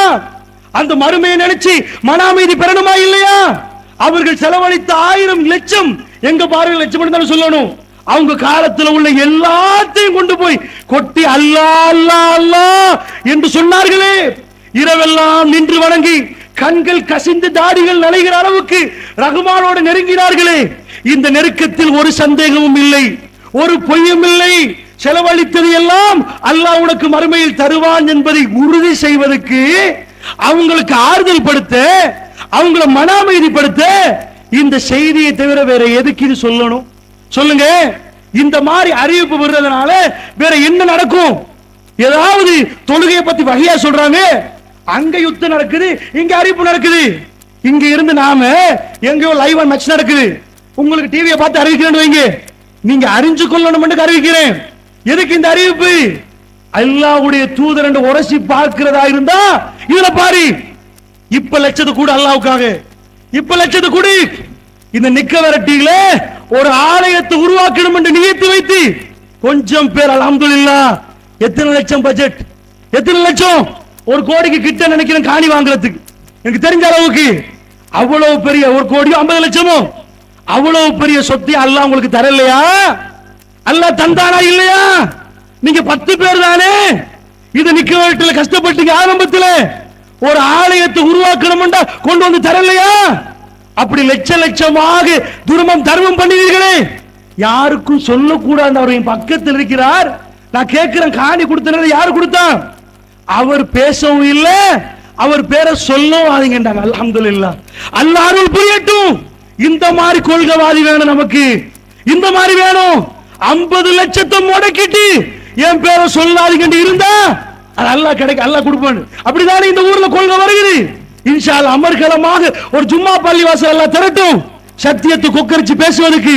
இப்படி கொடுத்தவங்க எல்லாம் ஒரு உடுப்போட அந்த ஓட்டையோட அதுல தச்சு தையல் போட்டு கஷ்டப்பட்டு சாப்பாடுக்கு வழி இல்லாம இருக்கிற நேரம் ரசூலுல்லாஹ் சொன்னதை நம்பினீர்களே, நீங்க மோசம் போகல.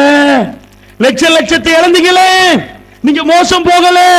இன்னும் கொடுத்து ஒன்றும் இல்லாம நீங்க மௌத்தா போனாலும் நீங்க வெற்றி பெற்றவங்க என்ற சிந்தனையோட மன அமைதியோடு அவங்கள வாழ வைப்பதற்கு இந்த ஹதீஸ், இந்த செய்தி. அவங்க வாழணும், அதுக்காக இந்த செய்தி. மதீனாவுக்கு வந்தவங்க ரசூலுல்லாஹ் ஆல்ரெடி மெசேஜ் கொடுத்துட்டாங்க. அனஸ் பின் மாலிக் சொல்லிட்டாங்க. அட ரசூலுல்லாஹ் சொல்லிட்டாங்களா? அதுக்கு தானே முன்னாடியே சொல்லிட்டாங்க. அவங்களுக்கு தெரியும் ஸைத் பின் ஹாரிஸா மௌத்தாவாங்கண்டி. ஜாஃபர் கையில கொடிய கொடுங்கண்டாங்க. ஜாஃபர் பின் அபி தாலிப் மௌத்தாவாங்கன்னு தெரியும். அப்துல்லா பின் அபூபக்கர் கையில கொடுங்கண்டாங்க. அதுக்கு பிறகு சொன்ன பேரு காலித் பின் வலீத். அவர் மௌத்தாப்ப மாட்டாரு, அவர் வெற்றியோட வருவார். உரசி பாருங்க, உங்களுடைய செயல்பாடுகள் உரசி பாருங்க. வீடுகளில் 7 மணி 6 மணிக்கு டிவியை போட்டு பச்சை விபச்சாரம் செய்கிற சகோதர சகோதரிகள் இருந்தால் அசிங்கம். எங்கே உள்ள ஒரு ஆம்பளை, எங்கே உள்ள ஒரு பொம்பளை, அது ரெண்டையும் சேர்த்து அதுதான் விபச்சாரம். ஆம் பொம்பளை பேசுறீங்களா, அது விபச்சாரம் இல்ல. வேற வேற ஜமாத்து எல்லாத்துலயும் பேணுதல். என்ன பேணுதல்? நாங்க மறைச்சுதான் பயம் பண்ணுவோம். திரையில மறைச்சா போன்ல பேசுவீங்க, திரையில மறைப்பீங்க நீங்க, அது பிரச்சனை இல்ல. தெளிவா பகிரங்கமா பேசலாம், அதுக்கு நிறைய சான்று சொல்றேன். அது பிரச்சனை இல்ல, திரைய மறைச்சு பேச தேவையில்லை. நீங்கள் கேள்வி கேட்கலாம், எழுப்பி பேசலாம். சபையில் இருந்திருக்கிற ஆண் பெண் 2 பேரும் ஷஃபாவுல் ஹத்தைன், 2 கண்களும் கருத்த பெண், அந்த அளவுக்கு சஹாபி பார்க்கிறார். ஏன் கேள்வி கேட்கிறாங்க, உமர் பின் கத்தாபிட்ட எப்படி நீங்க மகர் விஷயத்துல தலையிடுவீங்க? பெண்கள் ஒரு ஃபத்வா கொடுக்கிற நேரம் உமர் அமீருல் மூமின் அவங்க ஒரு பெண் எழும்பி கேட்கிறாங்களே, பேசலாம் கதைக்கிற இது இல்ல. இவங்க சொல்றது போலி நடிப்பு. அப்படியே போய் நாங்க திரைக்கு முன்னாடி தான் பேசுவோம், பெண்கள் கிட்ட வர மாட்டோம், எங்களுக்கு நடுக்க வரும், உங்களை இங்க வராதீங்க.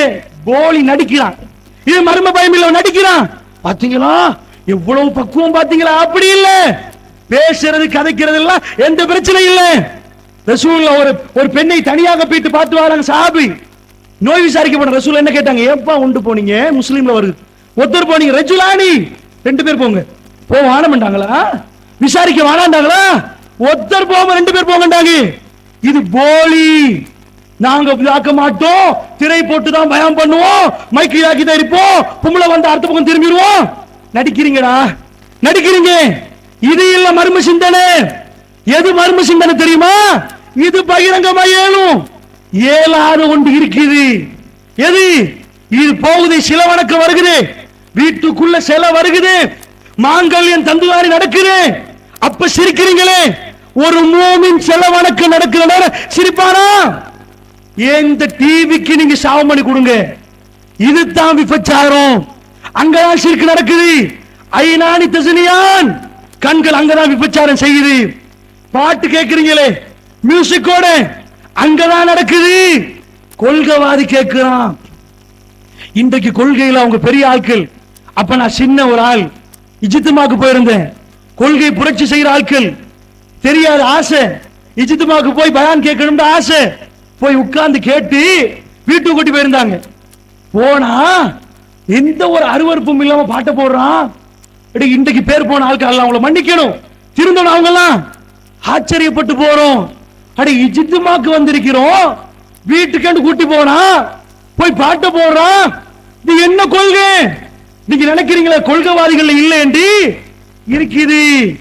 இந்த கிரிக்கெட் போற நேரம் எல்லாம் சுத்தமா உடுத்திருக்கிறாங்களா? அபாயம் உடுத்தா ஃபுல்லா மறைச்சுதான் இருக்கிறாங்களா? இது பார்க்கலாமா? அதுக்குள்ள உள்ள அசிங்கத்தை பார்க்கலாமா? அங்க ஆடுறதை பார்க்கலாமா? அடி இது மர்ம சிந்தனை வருமா? மர்ம சிந்தனை வராது. இதுக்கு சாவம் பண்ணி கொடுங்க, உங்க மனசாட்சிக்கு தெரியுது.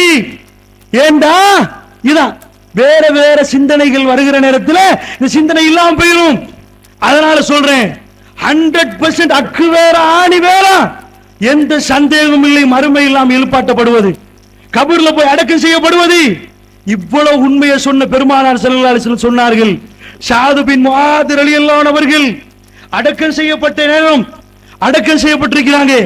எல்லாரும் வந்து உட்கார்ந்த நேரம் ரசூலுல்லாஹ்வுடைய கண்கள் கண்ணீரை சொரியுது, கண்ணீர் வடியுது. என்ன சொன்னாங்க? மக்களே அல்லாஹ் காண்பிக்கிறான். மக்களே, ஒரு நாள் மிம்பருக்கு மேல் ஏறி ரசூலுல்லாஹ் சொன்னார்கள், அல்லாஹ் எனக்கு சில விஷயங்களை காட்டுகிறான், நீங்கள் மட்டும் அவைகளை பார்த்தீர்கள் என்று சொன்னால் லலஹிக்தும் கலீலன் வலபகைதும் கதீரா, நீங்கள் கொஞ்சமாக சிரித்து நிறைய அழுவீர்கள். மக்களே, அவ்வளவு பயங்கரமான விஷயங்களை நான் பார்க்கிறேன். சஹாபி அறிவிக்கிறவர் சொல்கிறார், நான் திரும்பினேன், தோழருடைய கைகள் எல்லாம் முகத்தை நோக்கி போய்விட்டது, முணுமுணுக்கிற சத்தம் கேட்டது, எல்லோரும் அழுதார்கள். அவ்வளவு பயங்கரமா.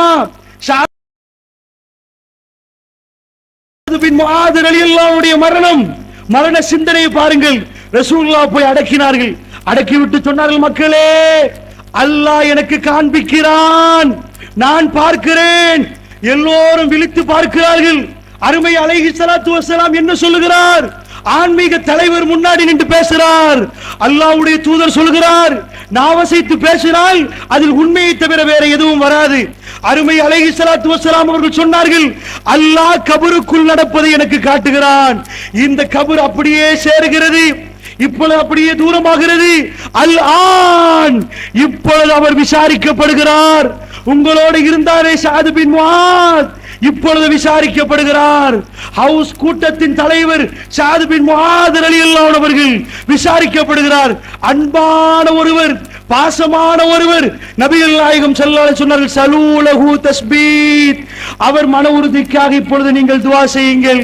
மலக்குமார்களை நான் பார்க்கிறேன், அவர்கள் கேட்கிறார்கள், சகோதரிகளே சகோதரர்களே, என்றைக்காவது ஒரு நாள் எனக்கு எக்ஸ்பயர் டேட் வந்து, உங்களுக்கு எக்ஸ்பயர் டேட் வந்து அந்த கபரிலே கொண்டு போய் வைத்து மலக்குமார்கள் கேள்வி கேட்கிற நேரம் என்னுடைய நாவிலிருந்து உங்களுடைய நாவிலிருந்து சுத்தமாக நீதமான ஒழுக்கமான அழகான பதில் வருமா சகோதரர்களே? மறுமை சிந்தனை எனக்கும் உங்களுக்கும் வந்திருக்கிறதா சகோதரர்களே? அல்லாஹ்வுடைய தூதர் சொன்னார்களே, அல்லாஹ்வுடைய வேதம் சொல்லுது, இன்னக்கலா துஸ்மி மௌத்தாக்கும், உங்களில் இறந்தவர்கள் செவிமடுக்க மாட்டார்கள், ஆனால் ஒன்றை நீங்கள் செவிமடுப்பீர்கள். எத்தனையுமா? ஒருவரை கொண்டு போய் அடக்கம் செய்து விடுவீர்கள். அல்லாஹ்வுடைய தூதர் சொன்னார்கள், மையத்து சலாஸ், மூன்று விடயங்கள் மையத்தை பின்தொடரும். ஃபரஜா இஸ்ரானி, ரெண்டு திரும்பிவிடும். வயபுகா வாஹித், ஒன்றே ஒன்று மட்டும் மிஞ்சும் என்றார்களே, அந்த ஒன்றோட சேர்த்து சகோதரர்களே ரெண்டும் திரும்பி விடுவார்கள். மனிதர்கள் திரும்பி விடுவார்கள், சொத்து செல்வங்கள் திரும்ப போகும், எந்த ஒரு சப்தமும் கேட்காது சகோதரர்களே.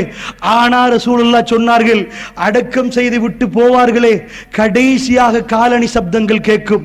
அவருடைய காலடி செருப்பு சப்தங்களை அல்லாஹ் அந்த மையத்துக்கு கேட்க வைப்பான். யாரும் இல்ல, எல்லோரும் போயிட்டார்கள். தூரமாக ஒரு சத்தம் கேட்கும், கடைசி காலடி சப்தங்கள் கேட்கும். எல்லாரும் உன்னை வைத்து விட்டு தனியாக வைத்து விட்டு போய்விட்டார். நீ திருத்தமான மனிதனா? நீ ஒழுக்கமானவனா?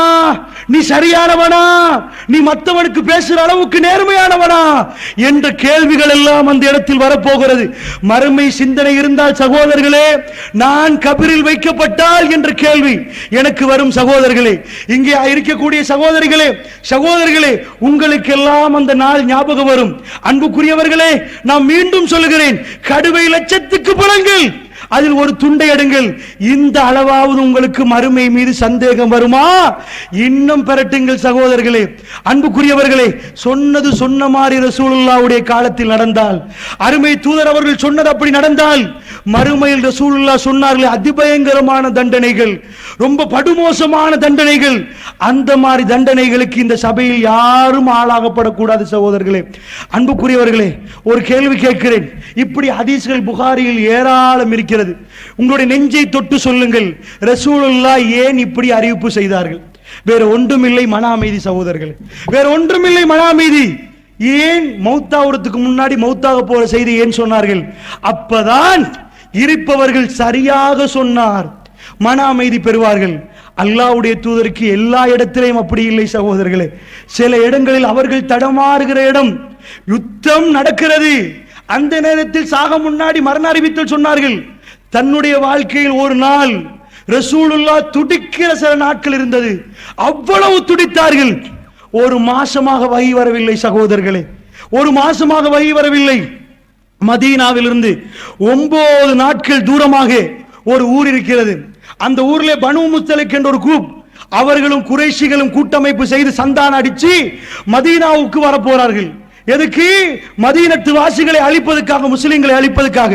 சகோதரர்களே, இந்த இடத்துக்கு ரசூலுல்லாஹ் கேள்விப்பட்ட உடனே குரூப்போட போறார்கள். இந்த நேரம் ஆயிஷா நாயகி சொல்றார்கள், கொஞ்சம் சிந்தித்து பாருங்கள் சகோதரர்களே, மன ஆறுதலுக்கு இதை விட ஒரு ஹதீஸ் இல்லை சகோதரர்களே. சிந்தித்து பாருங்கள், ரசூலுல்லாஹ் உண்மையான நபி என்பதை இதைவிட பளிச்சென்று காட்டுவதற்கு வேற ஹதீஸ் இல்லை சகோதரர்களே. ஆயிஷா ரலியல்லாஹு அன்ஹா அவர்கள் அவ்வளவு கவலையோடு பேசுறார் ஒரு செய்தி சகோதரர்களே. சொன்னார்கள், ஏதாவது ஒரு யுத்தமாக இருந்தால் அந்த யுத்தத்துக்கு போகிற நேரம் ரசூலுல்லாஹ்வுடைய வழக்கம், ஏக காலத்தில் 9 நபிமார்கள் ரசூலுல்லாவுக்கு சீட்டு குலுக்கி போடுவார்கள். சீட்டு குலுக்கி போட்டால் யாருடைய பேர் வருமோ அவரை அல்லாஹ்வுடைய தூதர் அவர்கள் கொண்டு போவார்கள். இந்த இடத்திலே 9 நாள் பிரயாண தூரம், அந்த இடத்திலே சீட்டு குலுக்கி போட்டால் ஆயிஷா அந்த பேர் வருகிறது. அல்லாஹ் அந்த பிரயாணத்துக்கு அந்த பெண்மணி, உத்தம பெண்ணை அல்லாஹ் நாடுகிறான். அவர்கள் சொல்லுகிறார்கள், கொண்டு போகிற நேரம் ஒட்டகத்திலே ஒரு கூடா ஒன்றை அடிப்பார்கள், ஒரு பெட்டி மாறி உண்டு, அதை தூக்குவார்கள். தூக்கி ஒட்டகத்துக்கு மேல் வைப்பார்கள். அந்த ஒட்டகத்திலே வைத்தால் ஆயிஷா நாய் உள்ளே இருப்பார்கள். ஹிஜாப் இறங்கியதுக்கு பிறகு முழுக்க மறைக்கப்பட்டிருப்பார்கள் ஆயிஷா நாய். ஹிஜாபுடைய சட்டத்துக்கு பிறகு இப்படித்தான் பிரயாணம் மேற்கொள்வார்கள். அதிலே முழுக்க மறைக்கப்பட்டிருக்கும். சஹாபாக்கள் அதை தூக்கி ஒட்டகத்துக்கு மேல் வைப்பார்கள். அதிலே ஆயிஷா நாய் இருப்பார்கள். இப்படியே யுத்தம் வரைக்கும் போய் யுத்தத்தை வெற்றி கொண்டு நாங்கள் திரும்பி வருகிறோம். மதீனாவுக்கு ரொம்ப நெருக்கம். அந்த நேரத்திலே பெருமானார் ஸல்லல்லாஹு அலைஹி வஸல்லம் சொன்னார்கள், இந்த இடத்திலே இரவிலே நாம தங்கி, இரவிலே தங்கினால் இரவு விடிய முன்னாடியே பிரயாணம் கிளம்பிடுவார்கள். சில வேளை காலை வரைக்கும் இருப்பார்கள், இல்லை என்றால் நடுநிசிகளே பிரயாணம் கிளம்பிடுவார்கள். அந்த நேரத்திலே ரசூலுல்லாஹ்வுடைய ஆர்டர், எல்லாரும் இங்கேயே இரவுல இருங்க. எல்லோரும் இருந்தோம். எனக்கு மலஜல தேவை ஏற்பட்டது. நான் கொஞ்சம் தூரமாக போனேன். தூரமாக போனால் நான் எல்லாத்தையும் முடித்துவிட்டு என்னுடைய அப்படியே களத்தை பிடித்தேன். ஏன் தெரியுமா? நான் யமன் தேசத்தின் முத்துமாலை போட்டிருந்தேன். ஏன் களத்தை பிடித்தேன்? முத்துமாலை இல்லை, அது எங்கேயோ விழுந்திருக்கிறது. நான் தேடி தேடி தேடி பார்த்தேன், முத்துமாலை கிடைக்கவில்லை. நான் அப்படியே பிரயாண கூட்டம் தங்கி இடத்து வரைக்கும் வந்தேன். வந்து பார்த்தால் அங்கே யாருமே இல்லை. ஏன் யாருமே இல்லை? பிறகு இந்த செய்தியை சொல்றாங்க. அவர்கள் நான் உள்ளே இருப்பேனா இல்லையான்னு தெரியாமல் அந்த ஒட்டகத்துக்கு மேல் அந்த பொட்டியை வச்சிட்டாங்க. அதுக்கு விளக்கம் வேற ஆயிஷா நாயகி சொல்றாங்க. ஏன்னா அந்த காலத்துல நம்ம மாதிரி பெண்கள், நான் 2 வயசுல குறைவு, அடுத்தது நம்ம மாதிரி பெண்கள் சாப்பிட மாட்டோம், ரொம்ப கம்மி. நான் உள்ளக்கு இருந்தா எவ்வளவு பாரமோ, இல்லாட்டி அவ்வளவுதான். அவங்களுக்கு விளங்காது. தூக்கி வைக்கிற நேரம் என்ன பாறை இல்ல, அது அவங்களே சொல்றாங்க, புகாரில் நீங்க பார்க்கலாம். அவ்வளவு அவங்க பாறை இல்ல, அவங்க மேல தப்பு சொல்லிடாது. தூக்கி வச்சுட்டாங்க, வச்சுட்டு போயிட்டாங்க. நான் உள்ள இருக்கிறேன்னு நினைச்சிட்டாங்க. நான் நினைச்சேன் திரும்பி போனவங்க என்ன தேடி வருவாங்களே, அது வரைக்கும் நான் அந்த இடத்திலே அப்படியே மறைச்சு உட்கார்ந்துட்டேன். இருந்துட்டேனா ஒரு ஆள் ரசூலுல்லாஹ் கடைசியில் ஒரு ஆளை போடுவாங்க. எந்த பொருள் மிஸ் என்று பாருங்க, எங்க பாருங்க. ஸஃப்வான் பின் முஅத்தல் ரலியல்லாஹு அன்ஹு அவங்க அதிகாலையில் எழும்புறாங்க. எழும்பி அப்படியே தேடிட்டு வர்றாங்க. தேடிட்டு வந்தா ஒரு பெண், அவங்க ஆயிஷா நாயகி சொல்றாங்க, ஹிஜாபுடைய சட்டத்துக்கு முன்னாடி ஸஃப்வான் பின் முஅத்தல் என்னை கண்டிருக்கிறார். நான் யாருன்னு உங்களுக்கு தெரியும். அதனால என்ன கண்ட உடனே இப்ப இன்னா லில்லாஹி வ இன்னா இலைஹி ராஜிஊன், ரசூலுல்லாஹ் பொண்டாட்டியாச்சே அப்படி என்று சொன்னார். நான் என்ன பண்ணினேன்? பாலைவனத்தில் யாரும் இல்லை. உடனே ஒட்டகத்தை அப்படியே அந்த 2 முன்னாடி உள்ள அப்படியே மடிச்சார். மடிச்சவர் காலால் அதை அப்படியே பிடித்து கொண்டார். ஒட்டகம் எலும்பாம உம்மஹாத்துல் மூமின் அவர்களை ஏத்தினாங்க. நீங்க ஏறுங்க மாண்டாங்க. அவர் முன்னாடி ஒட்டக காலை பிடிக்க, நான் அப்படியே யாருக்கும் படாமல் ஒட்டகத்தில் ஏறினேன். என்னை இழுத்து கொண்டே வந்தார். கொஞ்ச தூரம் வர்ற நேரத்தில் பகல் நேரம், அந்த இடத்துல பகல் போஷணத்துக்காக வேண்டி எல்லாருமே நிக்காட்டுப்பட்டிருந்தார்கள். அவங்களுக்கு தெரியல நான் காணாம போன செய்தி, வந்த உடனே தான் தெரியும். அப்படியா? இதோட நாங்க வீடு கிளம்பி போயிட்டோம். ஆனால் இந்த செய்தி மக்கா முழுக்க, மதீனாவை பறக்குது, பரவுது, எல்லா இடத்திலும் பரவுது.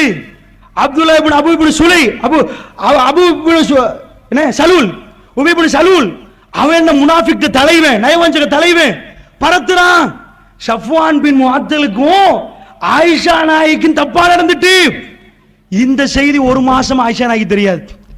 ஆறுதல் அமைதி என்றால் பாருங்கள், ஒவ்வொரு பெண்ணுக்கும் சொல்றேன், இந்த வரலாறு படிச்சு பாருங்க.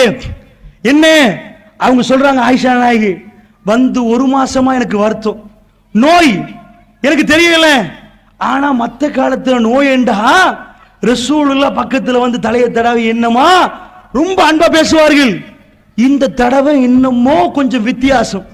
என் பக்கத்துல உட்கார்ந்தல ஒழுங்கா பேசல. நான் என்ன பண்றேன்? 1 மாசம் கழிய ஒரு நாள் ஒரு பெண்மணி வர்றா, கம்பளி ஆடையோட. அந்த அதாவது உம்மு மிஸ்தாக் என்ற ஒரு பெண் வந்து நாங்க மலைஜலம் கழிக்க போறோம் நைட்ல. வெளியே போற நேரம் அவ ஆடை இருக்குது பாருங்க, அவ காலுக்கு மாட்டுது. ஆடை காலுக்கு மாட்டின உடனே அவ புள்ள மிஸ்டாக பார்த்து நாசமா போட்டுமண்டா. நான் திரும்பி கேட்டேன், ஏம்மா இப்படி பேசுறீங்க? உங்க புள்ளையாச்சே, பதிர்ல கலந்து கொண்டவராச்சே, நீங்க ஏன் இப்படி பேசுறீங்கன்னு கேட்டேன். உங்களுக்கு தெரியலையான்னு கேட்டாங்க. நான் என்னன்னு கேட்டேன். உங்களை பத்தி தப்பு தப்பாக பேசுறார்களே தெரியாதா? நீங்களும் அவங்களும் அந்த சஃபான் பின் முஅத்தில் ரெண்டு பேரும் சேர்ந்து தப்பு பண்ணிட்டீங்களாமே, பேசுறாங்க தெரியாதா? உடனே ஆயிஷா நாயகி, அப்படியா? ரசூல் ஸல்லல்லாஹு அலைஹி வஸல்லம் வரும் வரைக்கும் காத்து கொண்டிருக்கிறாங்க.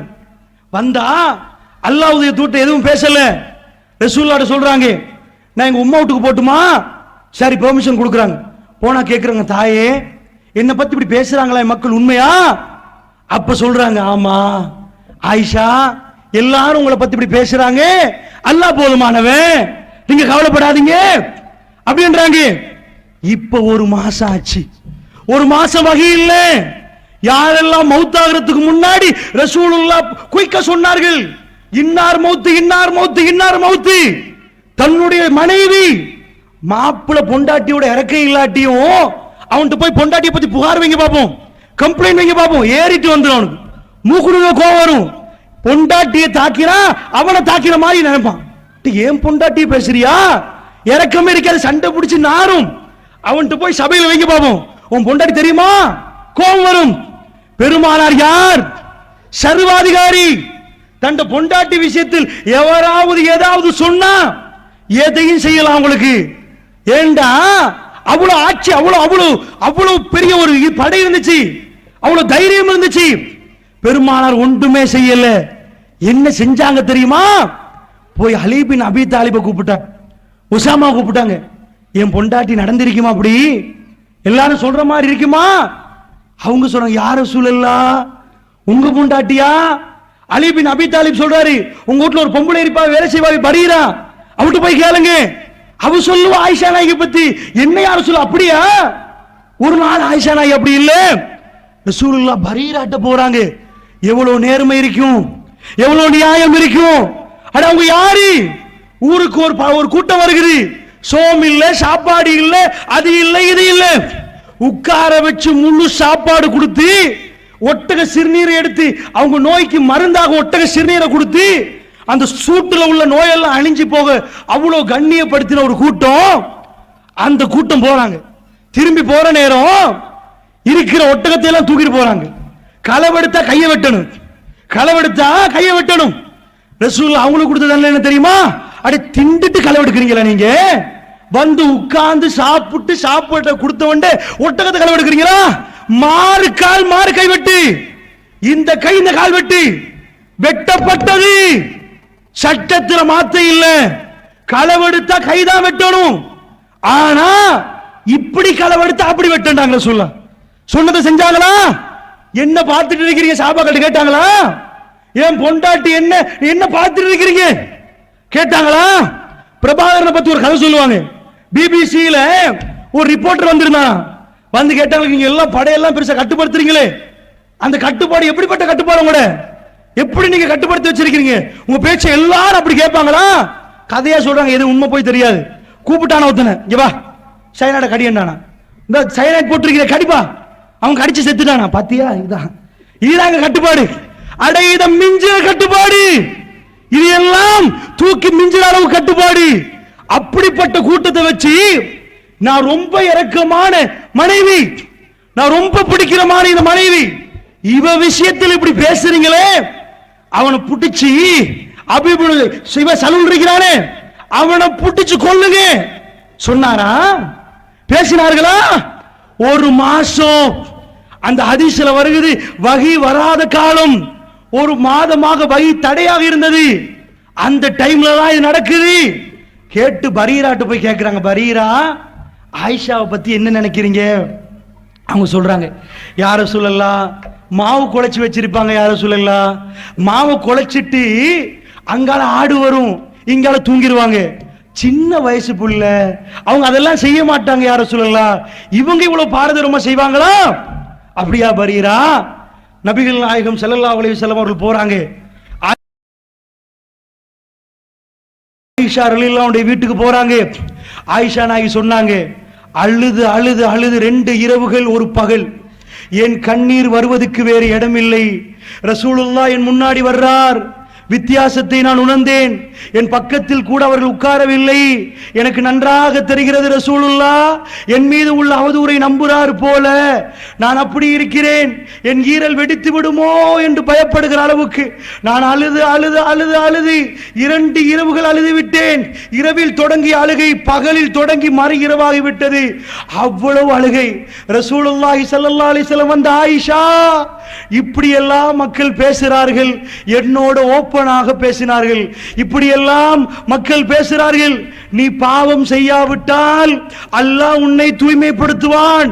தப்பு செய்திருந்தால் ஆயிஷா, அல்லாஹ்விடம் பாவ மன்னிப்பு கேட்டு நீ திருந்து விடு ஆயிஷா. ஆயிஷா நாய்க்கு தாங்க முடியாமல் போனது. சொன்னார்கள், அல்லாஹ்வுடைய தூதரை பார்த்து சொன்னார்கள், அல்லாஹ்வுடைய தூதரே, குர்ஆனிலே பேசுகிற அளவுக்கு நான் பெரிய ஒரு பெண் அல்ல. அதாவது குர்ஆனில் வகை வந்து என்ன சுத்தமான பெண் என்று சொல்லுகிற அளவுக்கு நான் எல்லாம் பெரிய பெண் அல்ல. அல்லாஹ் என்னை பத்தி எல்லாம் பேசுவானா யா ரசூலல்லாஹ் என்று சொல்லிவிட்டு சொன்னார்கள். இந்த ஆயிஷா நாயகி சொன்னார்கள், நான் யாக்கூப் அலைஹிஸ்ஸலாத்து வஸ்ஸலாம், யூசுப் அலைஹிஸ்ஸலாத்து வஸ்ஸலாம் உடைய உவமையை நான் எனக்கும் உங்களுக்கும் எடுக்கிறேன். சொல்லிவிட்டு சொன்னார், ஃபஸபருன் ஜமீல் வல்லாஹுல் முஸ்தஆன் பிமா தஸிஃபூன். நான் அழகான பொறுமையை கடைபிடிக்கிறேன், இந்த பாவிகள் சொல்லுவதை விட்டும் அல்லாஹ் எனக்கு போதுமானவன் என்றார்கள். அன்பு சகோதரர்களே, ஆயிஷா நாயகி அவங்களிடம் ரசூலுல்லாஹ் கேட்கிற நேரம் ஆயிஷா நாயகி சொன்னார்கள், அபூபக்கர் சித்திக்ரன் பார்த்து சொல்லுங்களேன், என்ன பத்தி ரசூலுல்லாஹ் கேட்கிறாங்க. ஆயிஷாவுடைய நிலப்பாட்டை சொல்லி, வகை வராத காலம் யாருமே பேசுவதற்கு இல்லை. யாராவது இதையெல்லாம் விசாரிப்பார்களா? என் மனைவி, என் சுத்தமான மனைவி, எவன்டா அது பேசுறது என்று வாளை எடுப்பா. அடியில் உள்ள அடிமட்டவன் ரசூலுல்லாஹ் ஆன்மீக தலைவர். சுப்ஹானல்லாஹ். இந்த பண்பை எல்லாம் பார்த்துத்தான் சகோதரர்களே, அண்மையில் யூடியூபில் ரசூலுல்லாஹ்வை பற்றி தப்பாக காமுகர் என்று ஒரு வீடியோ எடுத்து, ஒரு படம் எடுத்து, அந்த மாதிரி அப்பட்டமாக உலகம் எங்கும் அந்த தப்பான பிரச்சாரத்தை செய்தவன் அவ்வளவு பேருக்கு முன்னாடி தலை குனிந்து நபவிக்கு வந்து, இவரையா நான் இழிவுபடுத்திட்டேன் என்று அல்லாஹ் அக்பர் என்று தக்பீர் கட்டினானே, அண்மையிலே ரசூலுல்லாஹ்வை இழிவுபடுத்தியேன். அவன் சொன்ன ஒரே ஒரு காரணம், நான் ரசூலுல்லாஹ்வை பற்றி தப்பாக பேசினேன், உலகத்திலே உள்ள முஸ்லிம்கள் கொந்தளித்தார்கள், ஏனப்பா இவரோடு இவ்வளவு இரக்கம் என்று தேடினேன், என்னால் தாங்க முடியவில்லை. இப்படி ஒரு மனிதரா, இப்படி ஒரு மனிதரா வந்து நபவிக்கு வந்து அல்லாஹு அக்பர் லா இலாஹ இல்லல்லாஹ் முஹம்மது ரசூலுல்லாஹ் என்ற கலிமாவோடு யூடியூபில் யார் ரசூலுல்லாஹ்வை காமுகர் என்று சொன்னாரோ அவர் இஸ்லாத்துக்கு வந்தார் இந்த 2 மாதங்களுக்கு முன்னாடி. சகோதரர்களே, நான் ஏன் சொல்லுகிறேன், அவ்வளவு நேர்மை, அவ்வளவு நியாயம், தனக்கு அவ்வளவு அதிகாரம் இருக்கிற நேரத்திலும் தன் மனைவிடம் வந்து கேட்கிறார்கள், எனக்கு வகை வரவில்லை ஆயிஷா, நடந்ததை சொல்லு. ஆயிஷா நாய் உம்மா வாப்பாடம் திரும்புற அபூபக்கரை பார்த்து, சொல்லுங்களேன், கொஞ்சம் என் நிலைமையை சொல்லுங்களேன். அவங்க சொன்னாங்க, வல்லாஹி ஆயிஷா, என்ன சொல்ல ஆயிஷா, அல்லாஹ்வுடைய தூதருக்கு நான் என்ன சொல்ல. அதுதான் அடக்கம் சகோதரர்களே. தன் மகள் அங்கே நிற்கிறாள், பாப்பாவிடம் கேட்க சொல்கிறாள். ரசூலுல்லாஹ்வுக்கு அவ்வளவு வயசுல ஒரு வருஷம், அந்த அளவுக்கு தான் இளமை. அவர்கிட்ட கேட்கிற நேரம் ரசூலுல்லாஹ்ட்ட நான் என்ன சொல்ல ஆயிஷா.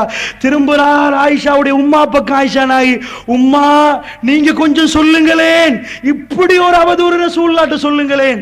ஆயிஷா, நான் என்ன சொல்ல ஆயிஷா, அல்லாஹ்வுடைய தூதருக்கு நான் என்ன சொல்ல. அவர்கள் தன்னுடைய பிள்ளையை பத்தி தெரியும், அவ்வளவு தெரியும், சுத்தமான ஒரு பெண், அவ்வளவு தெரியும்.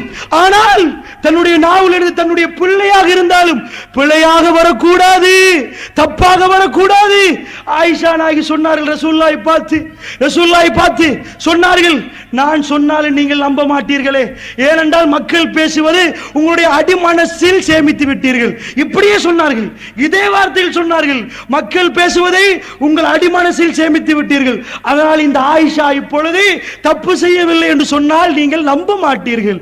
அதனால் நீங்கள் நம்ப மாட்டீர்கள், அதனால் நான் சொல்லி அர்த்தமில்லை என்று அடுத்த பக்கம் பிறண்டார்கள். அப்படியே தூங்கிறது, அடுத்த பக்கம் சாய்ந்தார்கள். ஆயிஷா நாயகி ரசூலுல்லாஹ் இருக்கிறார்கள். அப்பொழுது அல்லாஹ் என்னை தூய்மையாக்க போதுமானவன்.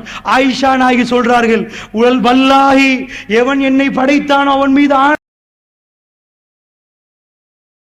உண்மையாக நான் நினைக்கவில்லை அல்லாஹ் என்னை பற்றி பேசுவான் என்று.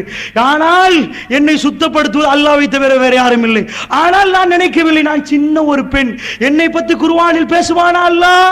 என்னுடைய விவகாரத்தை பேசுவானா? 7 வானத்திலிருந்து வகை வருமா? நான் அவ்வளவு சின்ன ஒரு பெண், என்னை பற்றி பேசுவானா? பேச மாட்டான் என்று நினைத்து கொண்டு அடுத்த பக்கமாக திரும்பினேன். நான் படுத்தேன். கவலையாக இருந்தது. அது கடும் குளிரான ஒரு காலம். ரசூலுல்லாஹ் என் பக்கத்தில் இருந்தார்கள். அவர் எழும்பவோ வாசக்கடைக்கு போகவோ இல்லை. அல்லாஹ் என்னை தூய்மைப்படுத்தினான். ரசூலுல்லாஹ்வுடைய முழு உடம்பும் வேர்வை முத்துகளால் நனைகிறது, முத்து முத்தாக கொட்டுகிறது. குளிர்காலத்தில் கடுமையாக கஷ்டப்படுவார்கள். வகி வருவதற்கு அடையாளம் அதுதான். ரசூலுல்லாஹ்வுக்கு வகி வருவதை பற்றி ஆயிஷா நாயகி இதுக்கு முன்னாடி நிறைய செய்திகள் சொல்லியிருக்கிறார்கள். நான் ஒரு நாள் இரவு படுத்துக் கொண்டிருந்தேன். ரசூலுல்லாஹ் எனக்கு பக்கத்தில் இருந்தார்கள். வேர்வையால் நனைந்து விட்டார்கள். முத்து முத்தாக அவருடைய நெத்திலிருந்து வேர்வை வந்தது. பாரமாக இருப்பார்கள். அப்பொழுது வகி வருவதுதான் அதுக்கு அடையாளம். ஆயிஷா நாய் ஒரு செய்தி சொன்னார்கள்.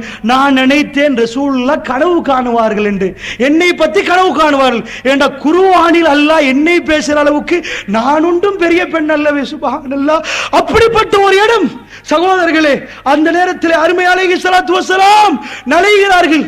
முகம் பிரகாசமாகிறது, மின்னுகிறது, சிரிக்கிறார்கள். ஆயிஷா, அல்லாஹ் உன்னை சுத்தப்படுத்தி விட்டான். அல்லாஹ்வுடைய தூதர் சொன்னார்கள்.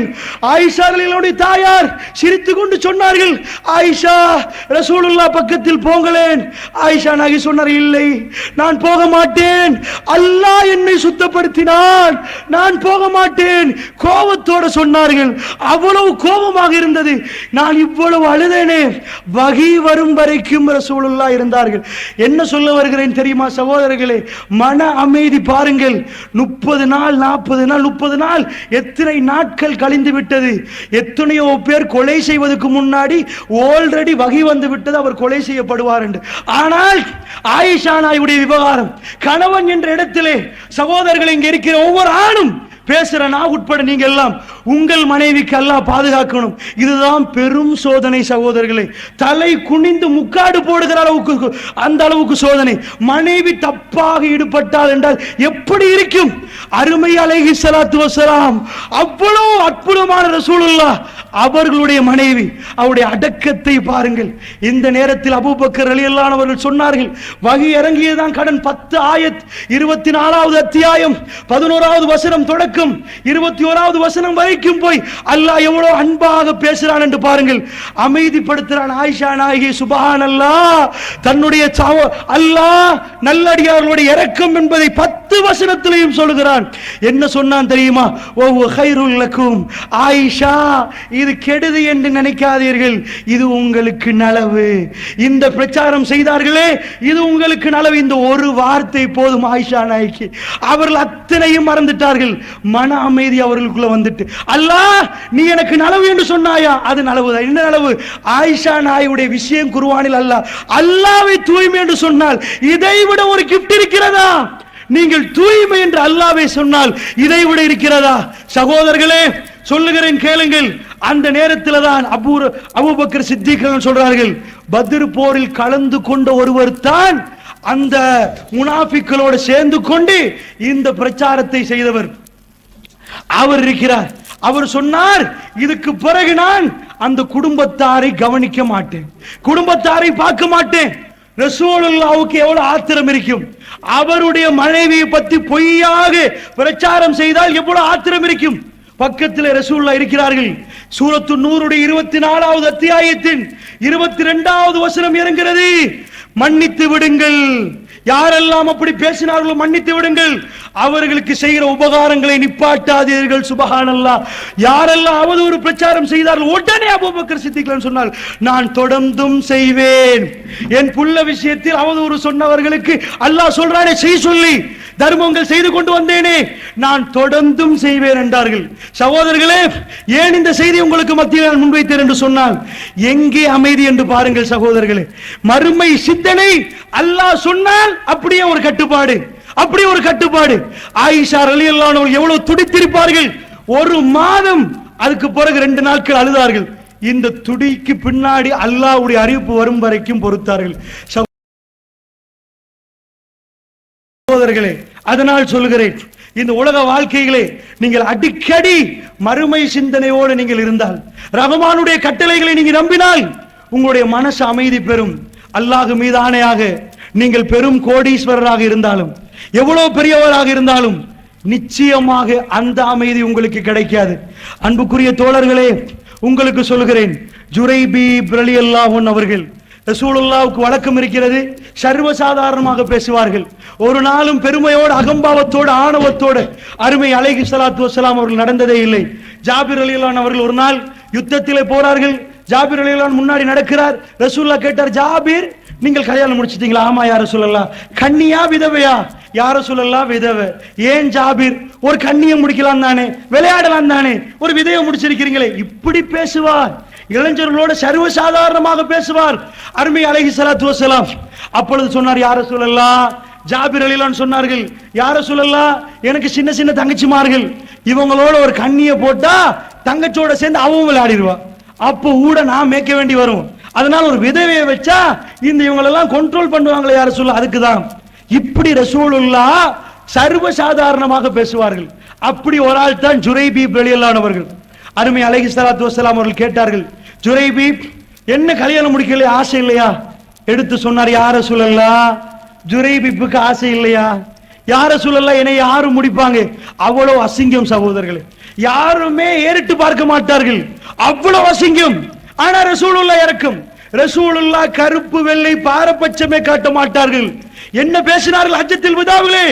அருமை அலைஹி ஸலாத்து வஸலாம் மரணிப்பதற்கு 82 நாட்களுக்கு முன்னாடி, வெள்ளை கருப்பன் பேதமில்லை, என் காலுக்கு கீழ் போட்டு மிதிக்கிறேன் என்றார்கள் ஸல்லல்லாஹு அலைஹி வஸல்லம். இதே வாசகம் அரஃபாவுடைய பேருள்ள ரசூலுல்லாஹ் பேசினார்கள். ஜுரைபீப் ரலியல்லாஹு அன்ஹு கேட்டார்கள், ஜுரைபீப் என்ன கல்யாணம் முடிக்கலையா? யா ரசூலல்லாஹ், எனக்கு பொன் கிடைக்குமா கேட்டார். எனக்கு பொன் கிடைக்குமா? மதீனாவுல ஒரு எல்லையை காட்டினார்கள் ரசூலுல்லாஹ் ஸல்லல்லாஹு அலைஹி வஸல்லம்.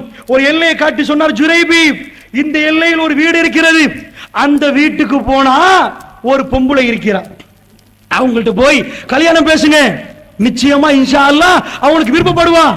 அவ்வளவு சொல்லி அவர் சொல்றாரு, யா ரசூலல்லாஹ், எனக்கு விருப்பப்படுவாவா? உண்மையாவா சொல்றீங்க? ஆமா போங்க ஜுரைபீப், கல்யாணம் முடிச்சு நல்லா இருங்க. பெருமானார் ஸல்லல்லாஹு அலைஹி வஸல்லம் சொன்னார்கள், மதீனாவிலே அந்த எல்லை சொல்லப்பட்ட எல்லைக்கு அவர் போறார். போய் தட்டி அந்த இடத்திலே அந்த பெண் இருக்கிறான்னு விசாரிச்சு ரசூலுல்லாஹ் என்னை அனுப்பினார்கள், உங்க புள்ளைய கல்யாணம் முடிக்குமாறு சொன்னார்கள் என்று சொன்ன உடனே வாப்பா சொன்னாரு, உனக்கு ஏன் புள்ளையவா அப்படின்ட்டார். இப்ப இருக்குதா இல்லையா? கல்யாணம் பேசி கேட்ட செருப்பால தருவோம் பாரு, உன் லெவலுக்கு ஏன் புள்ளைய தரவா அப்படி கேட்கிறவங்க இருப்பாங்க. அந்த மாதிரி சொல்லியிருப்பார் போல. இவர் அசந்து போல புள்ள இருந்து அந்த பெண் வர்றா, வெளியே வந்து கேட்கிறா, என்ன முடிக்க சொல்லி யார் ரசூலுல்லாஹ் சொன்னாங்களா? இந்த வீட்டுக்கு போக சொல்லி சொன்னாங்களா? சரியா? ஆமா. என்னதான் முடிக்க சொன்னாங்களா? ஆமா. அப்படியா? அப்பனா உங்களுக்கு விருப்பம். இவருக்கு ஆச்சரியமா போச்சு. அட, இந்த பெண் விருப்பம் பண்ணிட்டாங்களே, திருமணம் நடக்குது, நிக்காக ஒப்பந்தம் நடக்குது. இப்ப அல்லாஹ் சோதிக்கிறான், மறுமை சிந்தனையோடு இருக்கிறாரா? துன்யாவுடைய சிந்தனை மிகைத்து விட்டதா? அல்லாஹு அக்பர்.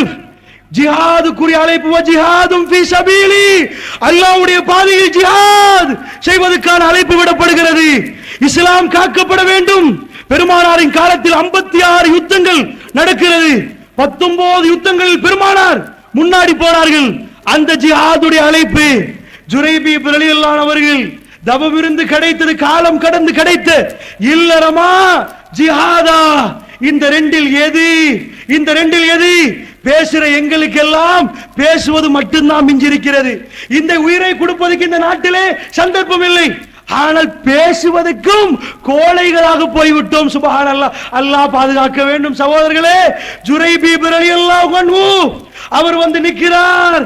கல்யாணம் முடித்து முதல் அனுபவம். அவருடைய வாழ்க்கையிலே ஒரு பெண் விருப்பப்பட்டு அவரை ஏந்தி, நான் திருமணத்துக்கு தயார் என்று சொல்லி திருமணம் நடந்து விட்டது. அல்லாஹ்வுடைய பாதையிலே அறைகூவல், ஜிஹாத் ஒரு பக்கத்திலே. ரெண்டில் எது? மறுமை சிந்தனை, மன அமைதி எங்கே? துடிக்கிறார். சொன்னார், அல்லாஹ் வேணும், அல்லாஹ் வேணும், களத்தில் குதிக்கிறார். அவருக்கு அந்த சுகம் இல்லை சகோதரர்களே. இந்த உலகத்திலே விருப்பப்பட்டு திருமணம் முடிக்கிறாரே, அவர் அதை அனுபவிக்கவில்லை. ஜிஹாதில் குதிக்கிறார். குதிக்கிறார். குதித்த உடனே அவர் எத்தனையோ பேரை கொன்றுவிட்டு ஜிஹாத் முடிகிற நேரத்தில், யுத்தம் முடிகிற நேரத்திலே அவர் கொலை செய்யப்படுகிறார். ரசூலுல்லாஹ்வுடைய வழக்கம், அப்படியெல்லாம் கொலை செய்யப்பட்டால் எல்லாம் முடிந்த பிறகு வாங்கல் பொட்டணியை கட்டுவோம் என்று போக மாட்டார்கள். யார் போனார் அவர்களுக்காக துவா செய்வார்கள். அவர்கள் எல்லாம் பார்க்க போவார்கள், யாரெல்லாம் எங்கள் அணியிலிருந்து எங்களை விட்டு போனவர்கள் என்று. போகிற நேரம் பக்கத்தில் உமர் பின் கத்தாப் ரலியல்லாஹு அன்ஹு அவர்கள் நிற்கிறார்கள். ரசூலுல்லாஹ் போய் பார்த்தார்கள். ஜுரைபீபை ஒரு வாசகம் சொன்னார்கள். நானும் நீயும் ஒன்று என்று சொல்ற மாதிரி ஒரு வாசகம் சொன்னார்கள். சொல்லிவிட்டு தன்னுடைய கரங்களால் அப்படியே ஜுரைபீப் ரலியல்லாஹு அன்ஹு அவர்களை தூக்கினார்கள். உமர் பின் கத்தாப் பக்கத்தில் இருந்து சொன்னார், யா ரசூலல்லாஹ், யா ரசூலல்லாஹ், உங்களுடைய கை எனக்கு சந்தூக்காக கூடாதா யா ரசூலல்லாஹ்? ஜுரைபீப் ரலியல்லாஹு அன்ஹு அவர்கள் கையிலே ரசூலுல்லாஹ் தூக்கி இருக்கிறார்கள். அந்த கைதான் சந்தூக். சகோதரர்களே, இந்த உலகத்திலே தப்பினோம் பொழைச்சோம் என்று பேசுவோம். ஒரு யுத்தத்திலே தப்பினால் அம்மாடி தப்பி விட்டோம் என்று பேசுவோம். உமர் பின் கத்தாப் என்ன சொன்னார் தெரியுமா? அருமை அலைஹிஸ்ஸலாத்து வஸ்ஸலாம் அவர்களை பார்த்து, உங்களுடைய கை எனக்கு சந்தூக்காக கூடாதா? ஜுரைபீப் ரலியல்லாஹு அன்ஹு அவருடைய சபத்துக்கு மையத்துக்கு ரசூலுல்லாஹ்வுடைய கைதான் சந்தூக். கொண்டு போய் அடக்கினார்கள். சகோதரர்களே, நான் ஏன் இதை சொல்லுகிறேன் தெரியுமா? மறுமை சிந்தனையில் அவர்கள் அமைதி பெற்றார்கள். மறுமை சிந்தனையில் தான் அவர்களுக்கு எல்லா அமைதியும் கிடைத்தது. அன்புக்குரிய சகோதரர்களே, சிந்திப்பதற்கு சொல்லுகிறேன். இன்றைய நாளில் ஒவ்வொரு வாட்டியும் நான் இதை சொல்லுகிறேன். இந்த ஹதீஸை எல்லா வாட்டியும் ஞாபகப்படுத்துவேன். ஏன் ஞாபகப்படுத்துறேன்? ஒரு நோக்கத்தோட ஞாபகப்படுத்துவேன். என்ன? இன்றைக்கு சிக்ர் செய்தவர்கள் யார், இன்றைக்கு ஸலவாத்து சொன்னவர்கள் யார், இப்படி நான் சொல்லுகிற நேரத்தில் அது எனக்கு ஞாபகம் வருது. ஒரு ஆள் சொல்றாங்க, சில பேர் சொல்லுவாங்க, அது என்ன எல்லா பயான்லையும் நீங்க ஒரே விஷயம் சொல்றீங்களாமே, இந்த சிக்கரை சொல்றீங்களாமே, இப்படி என்று ஒரு குற்றச்சாட்டு வந்திருக்குது. அன்பு அவர்களே, இவங்களுக்கு தேவை வந்து வேற. பயான் என்று சொல்லுவது நாங்கள் படித்து பாடமாக்கிட்டு வந்து சொல்றது இல்ல. எங்க மனசுல உள்ள உணர்வு கொப்பளிக்கிறது, எங்கள்கிட்ட உள்ளதை சொல்றது. மனப்பாடமாக்கி இதுக்கு போற அடுத்தது என்ன, அடுத்தது என்னன்னு பாடமாக்கிட்டு சொல்றது இல்ல. இப்போ உள்ளவனுக்கு என்ன வேணுமா? அப்ப ரசூலுல்லாஹ்வுக்கு விமர்சிச்சிருப்பாங்க இவங்க. என்ன ரசூலுல்லாஹ், எத்தனை தடவை இந்த ஹதீஸை சொல்லிட்டீங்க, எத்தனை தடவை நீங்க பாக்குறீங்க? இன்னைக்கு ஸ்டேஜுக்கு ஏற முன்னாடி அந்த ஜுஹைனா குலத்து பெண் இருக்கிறாங்களே, அந்த ஹதீஸை சொல்லிடாதீங்க. இந்த ஸ்டீவ் ஜாப்ஸ் கதை இருக்குது, அதை சொல்லிடாதீங்க. அடே எதுக்குடா சொல்றேன், எதுக்கு சொல்றேன்? அது என்ன ஆட்டம் காணிச்சு, நாங்க அழுதோம், நாங்க துடிச்சோம், அதுதான் சொல்றோம். அது இல்ல, ஏன் அல்லாஹ்வுக்கு வந்து வேற நபி இல்லையா? மூசா நபி எல்லா இடத்துலயும் வர்றாங்களே, 25 நபி தானா? வேற நபி இல்லையா? என்ன உங்களுக்கு இது என்ன இந்த பைஸ்கோப்பா காட்டுறோம்? இப்படி பயான் கேட்க யாராவது இருந்தால் அது பயான் இல்ல.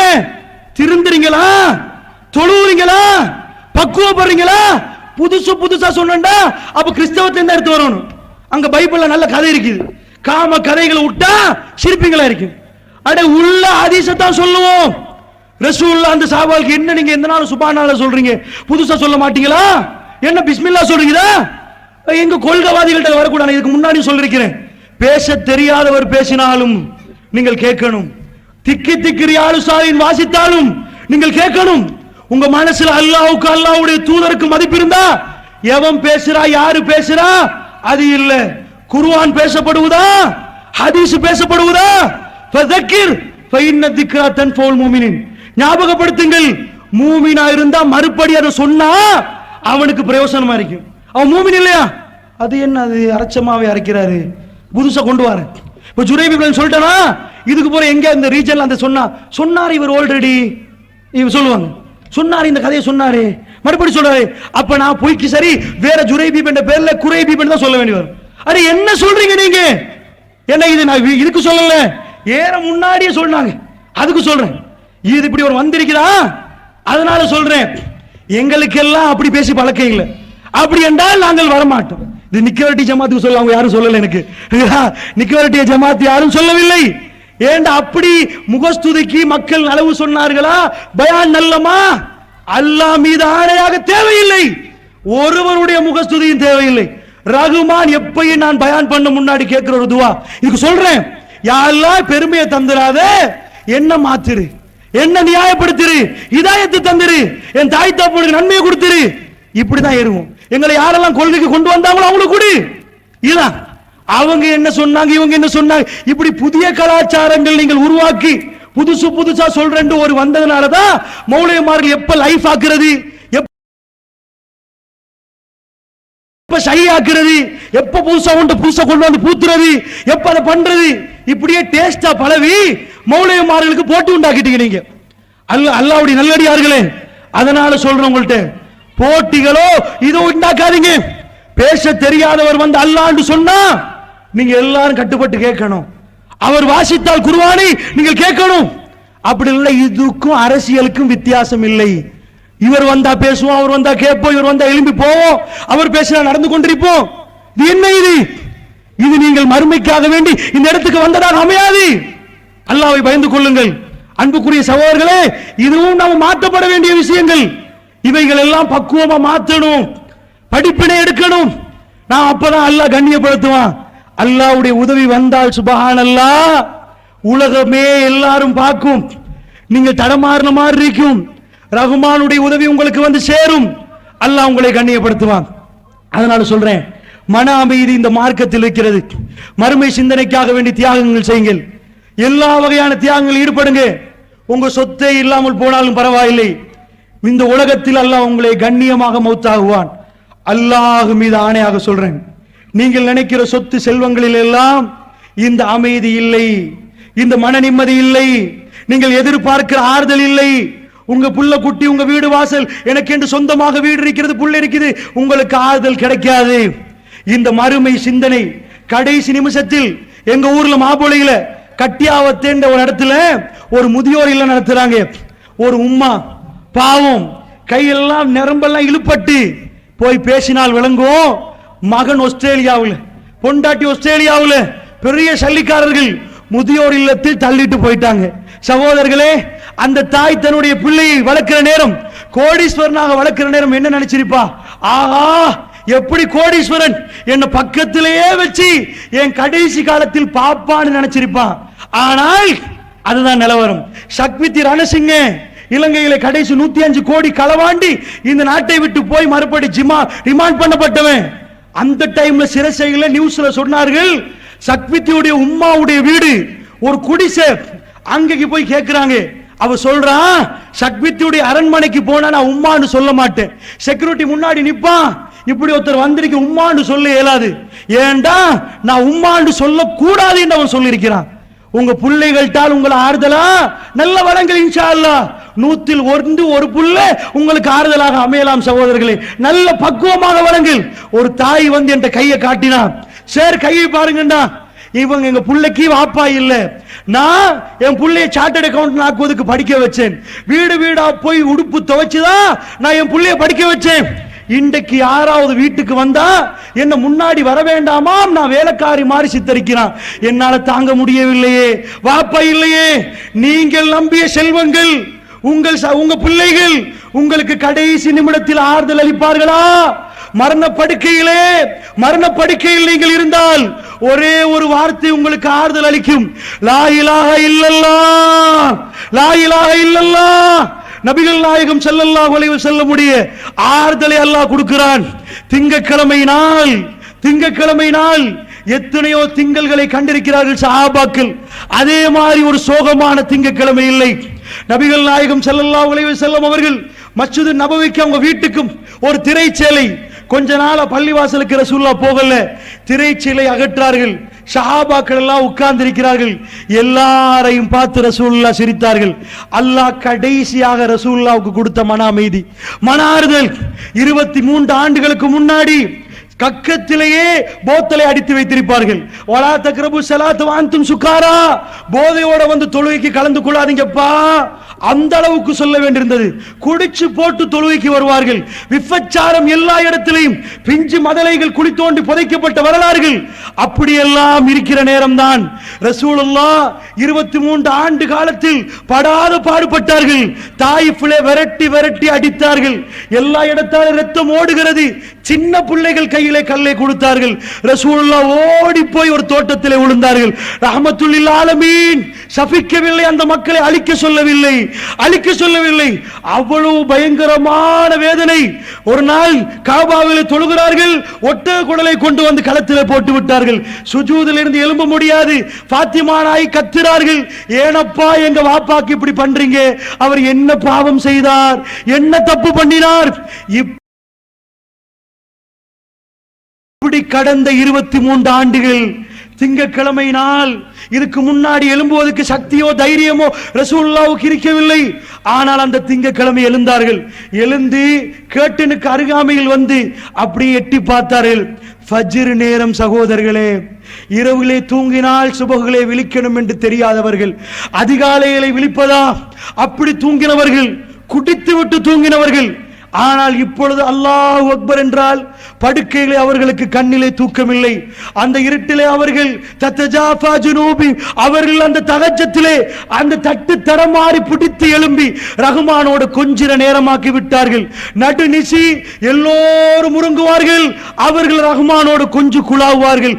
அல்லாஹ்வே சொல்கிறான் தத்தஜாஃபா, அவர்கள் தடமாறி இருட்டிலே தெரியாமல் பிடித்து தட்டு தடமாறி அவர்கள் எழுந்து நின்று ரஹ்மானோடு பேசுகிறார்கள். அவ்வளவு பேரும் மாறிவிட்டார்கள். வந்தால் எப்படி என்றால் மஸ்ஜிது நபவி அமைதியாக இருக்கிறது. இதே மாதிரி வெளிச்சம் போடப்பட்டு மின் விளக்குகள் அங்கே இல்லை. அமைதியாக உட்கார்ந்து கொண்டு சுபஹானல்லாஹ் அல்ஹம்துலில்லாஹ். குடித்தவர்கள் அங்கே இருக்கிறார்கள், விபச்சாரம் செய்தவர்கள் அங்கே இருக்கிறார்கள், சத்தியத்தை விபச்சாரம் செய்தவர்கள் அங்கே இருக்கிறார்கள், இப்படி நிறைய பாவங்கள் செய்தவர்கள் இருக்கிறார்கள். இப்பொழுது அவர்கள் வாய் திறந்து பேசுவதே பயந்து, ரஹ்மான் என்னை பிடிப்பானா, அல்லாஹ்வுக்கு பயந்து எல்லா இடத்திலேயும் அல்லாஹ்வுக்கு பொருத்தமாக பேசுவார்கள். சுபஹானல்லாஹ் என்று சொல்லிக் கொண்டிருக்கிறார்கள். ரசூலுல்லாஹ் எட்டி பார்த்தார்கள். அல்லாஹ் உருவாக்கின காட்சியை காட்டுகிறான். 23 ஆண்டு கால பிரச்சாரத்தில் அருமை அலைஹிஸ்ஸலாத்து வஸ்ஸலாம் உருவாக்கிய அந்த கூட்டத்தை அல்லாஹ் காட்டுகிறான். அமைதியான ஒரு கூட்டத்தை விட்டு போகிறார். இன்றைக்கு 23 ஆண்டு காலத்துக்கு முன்னாடி இதே மாதிரி ஒரு திங்கட்கிழமை இருந்தால் உலகத்திலே எந்த கோணத்திலேயும் இப்படி ஒரு கூட்டம் இந்த பூமியிலே வாழவே இல்லை சகோதரர்களே. அருமை அலைஹிஸ்ஸலாத்து வஸ்ஸலாம் 23 ஆண்டு காலமாக படாத பாடுபட்டார்களே. கடைசியான சிரிப்பு அல்லாஹ் வேணுமென்றே காட்டுகிறான். எழுந்து நின்றவர் பள்ளிக்குள் போக முடியவில்லை, நிற்பதற்கு மட்டும்தான் அனுமதி. அந்த அளவுக்கு தான் சீவன் இருக்கிறது. வந்து சாய்ந்தார்கள் ஆயிஷா நாயுடைய மடியிலே. தலை கணக்க ஆரம்பிக்கிறது. முழு உடலும் சுத்தம், கண்களால் பாவம் செய்யவில்லை, கண்ணு சுத்தம், ஹலால், காது ஹலால், வாய் ஹலால், எல்லாம் ஹலாலாக இருக்கிற நேரம் அல்லாஹ் ஒரு தோழரை அனுப்புகிறான். அந்த நேரத்தில் அப்துர் ரஹ்மான் என்ற ஒரு தோழர், ஆயிஷா நாயுடைய பால் குடி உறவு, அவர் கையிலே ஒரு மிஸ்வாக் கூட வருகிறார். வந்தால் ஆயிஷா நாய் அதை நலைக்கிறார்கள். ரசூலுல்லாஹ்வுடைய வாயில் போட்டார்கள், வாயில் சுத்தமாகி விட்டது. அதுக்கு முன்னாடி ரசூலுல்லாஹ் என்னமோ சொன்னார்கள். ஆயிஷா நாய் காதை கொண்டு போய் வைத்தார். லா இலாஹ இல்லல்லாஹ் இன்னலில் மௌத்தி சக்கராத், மௌத்துக்கு சக்கராத் இருக்கிறது. அன்புக்குரியவர்களே, இந்த இடத்திலே பெரும் திரளாக குழுமிருக்கிறவர்களே, பேசுற என்னுடைய மௌத்துக்கும் சக்கராத் இருக்கிறது, கேட்கிற உங்களுடைய மரணத்துக்கும் சக்கராத் இருக்கிறது. ரசூலுல்லாஹ்வுடைய சிந்தனையை பாருங்கள், மறுமை சிந்தனை. இன்னலில் மௌத்தி சக்கராத், லா இலாஹ இல்லல்லாஹ். வணக்கத்துக்கு தகுதியானவன் அல்லாஹ்வை தவிர யாரும் இல்லை, வணக்கத்துக்கு தகுதியானவன் அல்லாஹ்வை தவிர யாரும் இல்லை. ரசூலுல்லாஹ்வுடைய கடைசி வார்த்தைகள் சகோதரர்களே, மன அமைதி. நியமிக்கப்பட்ட மலக்குல் மௌத் வந்து விட்டார். குல் யதவஃபாக்கும் மலக்குல் மௌத் அல்லதி வக்கில பிக்கும், உங்களுக்கு என்று நியமிக்கப்பட்ட மலக்குல் மௌத் பக்கத்திலே வந்து விட்டார். ரசூலுல்லாஹ்வுடைய வாய்களை மிஸ்வாக் கொப்பளிக்கிறார். என்னுடைய ஆன்மீக தலைவர், இந்த உலகத்திலே நாம் எல்லாத்தையும் விட நேசிக்கிறவர் அந்த ஆயிஷா ரலியல்லாஹு அன்ஹா, அல்லாஹ் அந்த பெண்ணை சங்கைப்படுத்துகிறான். உம்மஹாத்துல் முஃமினீன் அவர்களை சங்கைப்படுத்துகிறான். அந்த மடிகளை தலை கணக்கிறது. நிம்மதியான ஒரு மூச்சு, லேசான ஒரு சிரிப்பு, மனம் கமழுகிறது. மலக்குல் மௌத் அந்த அற்புதமான அந்த உன்னதமான உயிரை இந்த உலகத்தை விட்டு அறுப்படுகிற நேரம், எடுத்து போகிற நேரம் சகோதரர்களே, அந்த அல்லாஹ்வுடைய தூதர் ஸல்லல்லாஹு அலைஹி வஸல்லம் அவர்கள் மரண சிந்தனையோடு நிம்மதியாக இந்த உலகத்தை விட்டு போனார்கள். அபூபக்கர் சித்திக் எல்லாம் ஓடி வந்தார்கள். வந்து பார்த்தார்கள், ரசூலுல்லாஹ் கஃனிடப்பட்டிருந்தார்கள், ஒரு புடவையால் சுத்தப்பட்டிருந்தார்கள். முகத்தை மோந்து விட்டு சொன்னார்கள், திப்த ஹய்ய வ மையதா யா ரசூலல்லாஹ்.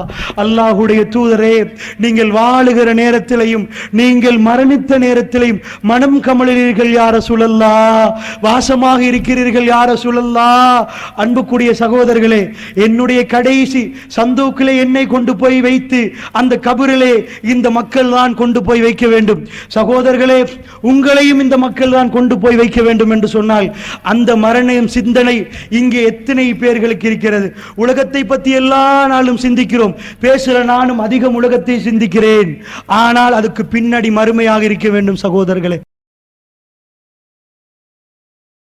பின்னாடி ஒரு மறுமை இருக்கிறது.